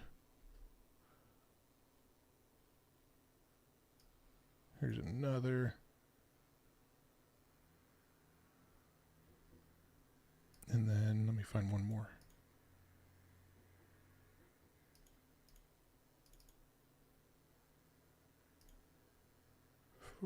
Okay, here's some more. Maybe I'll even add a few more than what it's asking for here. Here's another one. Let's see. Do I have more?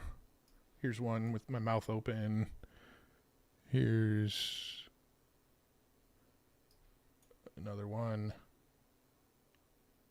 Bearded smiles. Here's one where I'm not smiling. All right. I'll just use those and train AI. I don't know how long this takes. Oh, I got to upgrade. Okay, give me a sec. I'll upgrade real quick. I'm willing to do this for this stream.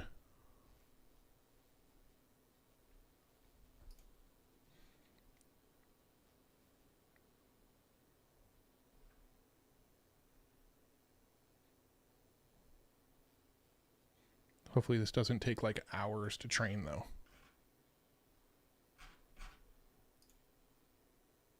What? After I upgraded, it's making me start over. All right, here, let me just throw some images in again real quick. That one, that one, that one, that one. Sure, that one, that one, that one.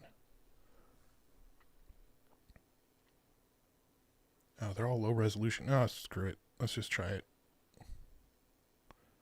I don't know how long this takes, so I might not actually be able to like show the training on this session here. Let's see. Vibe Sparks. Big respect for knowing what you want to do rather than do every single thing you can to make money. Yeah, I agree. I get a lot of messages from people like trying to get me to do other stuff, usually because they want to make money off of me, right? Like they're like, hey, you should make a course. I'll help you with it, right? But I get a lot of those kinds of emails. New next wow, $9.99. Thank you very much. Love your work. You're awesome. Happy New Year. Happy New Year to you. Thank you. Asaf Mansheri. Matt, what do you think is the best way for learning coding? Any tool, app, or YouTube? I want to learn it to be able to finish my SAS project. I would use something like Cursor. I really, really love using Cursor because it, I can tell it what I want it to code, and then it codes it, and then I read the code to see what it just did. And for me, that's been the best way to learn, is just to like mess around with Cursor and try to generate stuff. Riley Brown is somebody that I would follow as well. Follow him on X, and I think he's getting going on YouTube, but I think he's bigger on TikTok and Instagram, but he's doing a lot where he's messing with like AI coding and explaining what he's doing and building projects and things like that. So check him out. Chris Bearer, $10. Thank you. I need help. I'm scaling and don't know what to do next. I need productivity help. I need help. I'm scaling and don't know what to do next. I need productivity help. I feel like I need a little more context to be able to answer that. But I would say that AI is really helpful with productivity. Like if you go to ChatGPT or Claude or Perplexity or any one of these tools and tell it, this is what I'm trying to build. Here's where I'm struggling. I'm struggling to be productive. I find myself procrastinating, whatever. Basically explain what you're trying to do and explain the issue that you're running into. AI can be a really good sort of consultant for that kind of thing. Like if I was to go to, sure, let's use ChatGPT since I already have it open. Building a SaaS that's similar to Evernote, but I'm struggling and keep getting sidetracked. What should I do? Right, just start with something basic like that. It'll give you some advice, but then you just kind of continue the conversation with it.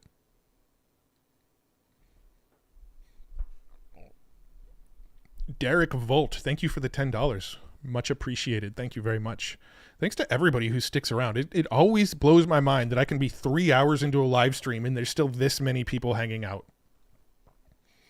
So here you go. It updated my memory. I want to delete this memory because it's not really accurate to what I'm doing here. So go ahead and forget that memory. But you can see, to stay on track with your SaaS project, consider the following steps: define your vision, set smart goals, create a roadmap, right? It kind of walks you through all of the stuff here.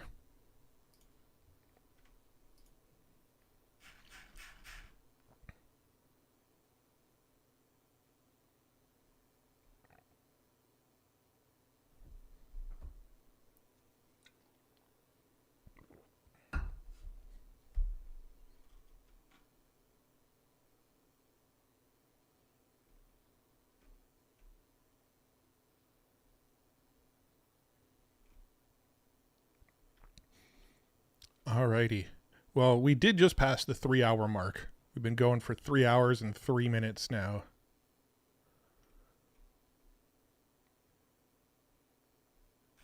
I do want to see if I could get some results out of Krea here. All right. So now it generated these headshots for me. And so somebody was asking, can it do profile pictures? Well, I just created a bearded male Laura inside of Krea here. So I should be able to use that as a style. Let's do colorful, futuristic profile pic. Let's circle back around to this one. Let's click generate and see what it does. Okay, so one of them, it made it look like me. The rest, it didn't. There's got to be something here. So I've added my Laura to it, and it did generate one profile pic. Again, this is my first time using this feature inside of Krea, so I don't know if I'm doing it right or if I missed something. Like, do I need to use a special keyword to make sure that it uses my Laura, or just making sure that style being selected, is that enough? Let's do a random prompt. No, that doesn't help because there's no person in it. I did get a profile pic, though. There's one that's usable.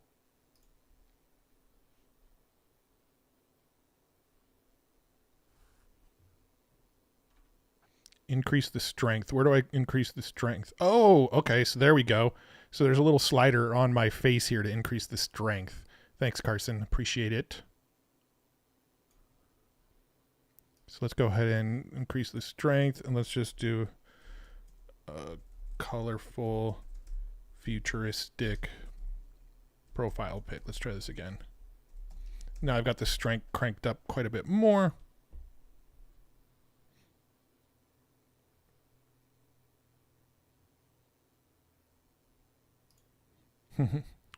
Well, got one-ish.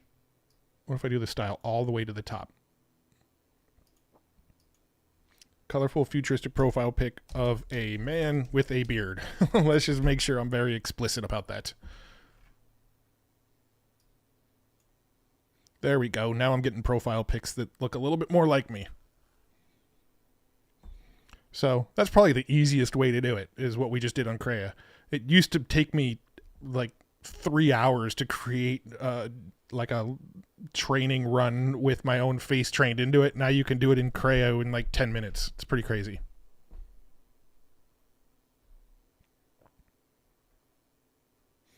Cool. A lot of people are sharing the tips now on how to use Krea because they probably all used it more than I have so far.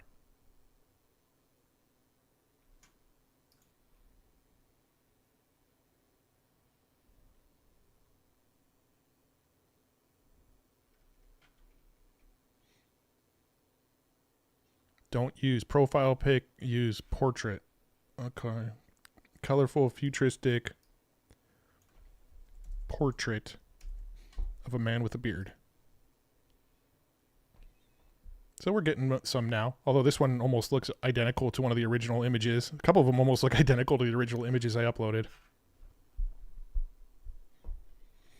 What is the square pattern? Yeah, I don't know why it's got that like extra noise. I'm not quite sure about that. Anybody in the chat knows why it's getting that? Maybe if I had to guess, it's probably because most of the images I uploaded were low resolution. If I uploaded a lot higher resolution images, I'm guessing they wouldn't be as noisy, but I don't know for sure.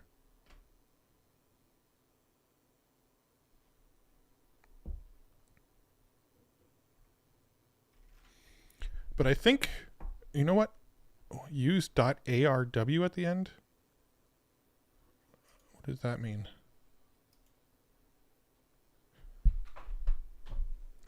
Do a fashion photography portrait.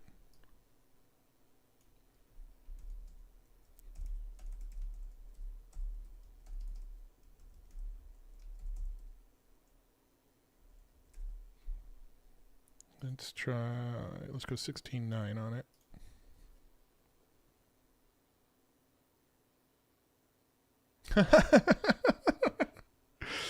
Oh, I love the hair. But I still don't know why it's getting all that like weird graininess in it. From the compression of the JPEGs, yeah, that's what I'm assuming. It's just the files were not of high enough quality when I did the training run. Should I grow my hair like this? Maybe I should do it. Anyway, I think I've kind of covered all of the stuff that was in my notepad of things that I wanted to make sure I covered on this session. We tested some new tools. We played around with some chatbots. We talked about a lot of stuff. Let's see. But I am about to go ahead and wrap this one up. Let's see. Vibe Sparks, do you have any personal predictions when AGI will be here? My guess is 2026, no later than 2027. I've talked about that quite a bit on like past live streams. I don't really like, I think the definition of AGI keeps on sort of changing and shifting. So I don't totally know. Sam Altman thinks we're going to have some sort of version of AGI in 2025. What his version is, I don't exactly know. But yeah, I would agree. I would say sometime by 2027, we'll have something that the majority of the world agrees is AGI. Derek is asking, when is the next live? I'm trying to do these every Monday at 11 a.m. But next week I'm going to be at CES. So I'm going to try to do one live from CES, but it's uncertain. I don't know what my internet connection is going to be like. I don't know if I'm going to be like on the showroom floor at the time I normally do the live stream, or if I'll be in my hotel room. I don't really know what to expect while I'm at CES. But if my connection is good and I don't think Monday the showroom floor is open yet. I think it opens on Tuesday. So I should be in my hotel room Monday around the time I normally do these live streams. So I might be able to do it from the hotel if my internet is strong enough. But I also sort of reserve the right to not do it on Monday if I just can't make it work among the rest of CES. But I am hoping to do one on Monday from Las Vegas. We'll see. I want to stay in the habit. I don't like skipping weeks on things. I haven't missed an end of week news video in almost 2 years now because I don't like dropping the habit. I want to make sure I keep with the habit. And I want to do the same with the live streams. I want to try to do one every Monday where we just all hang out and explore the AI world together. And that is going to be my goal. So if I can make it happen, I will do it next Monday at 11 also.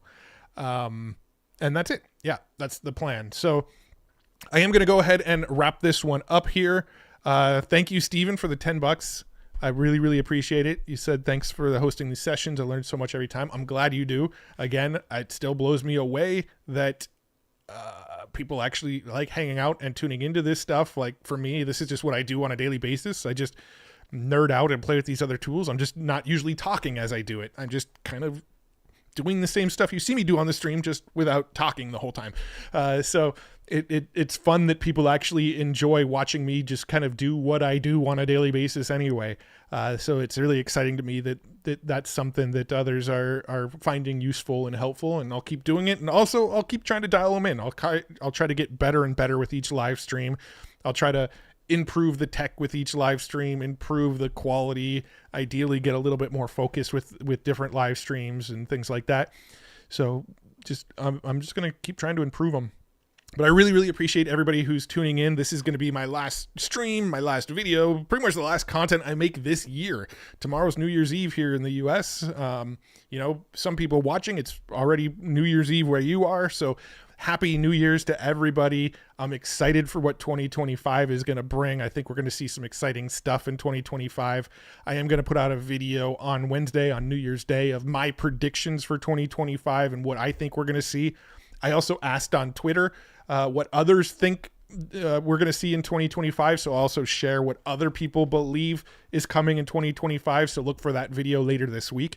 But it's going to be a fun year, and a lot of exciting stuff I think is going to come out of the AI space in 2025. So I'm here for it. Hopefully you guys will hang out with me and be here for it as well. And once again, Happy New Year's. Thanks for tuning in. Thanks for nerding out. I really, really appreciate every single one of you that hangs out on these live streams and asks questions and, learns right alongside with me. So really, really appreciate you. And that's all I got for you today. So I will hopefully see you in the next one. Again, Happy New Year, and be safe, have fun, and I'll see you in the next one. Bye-bye.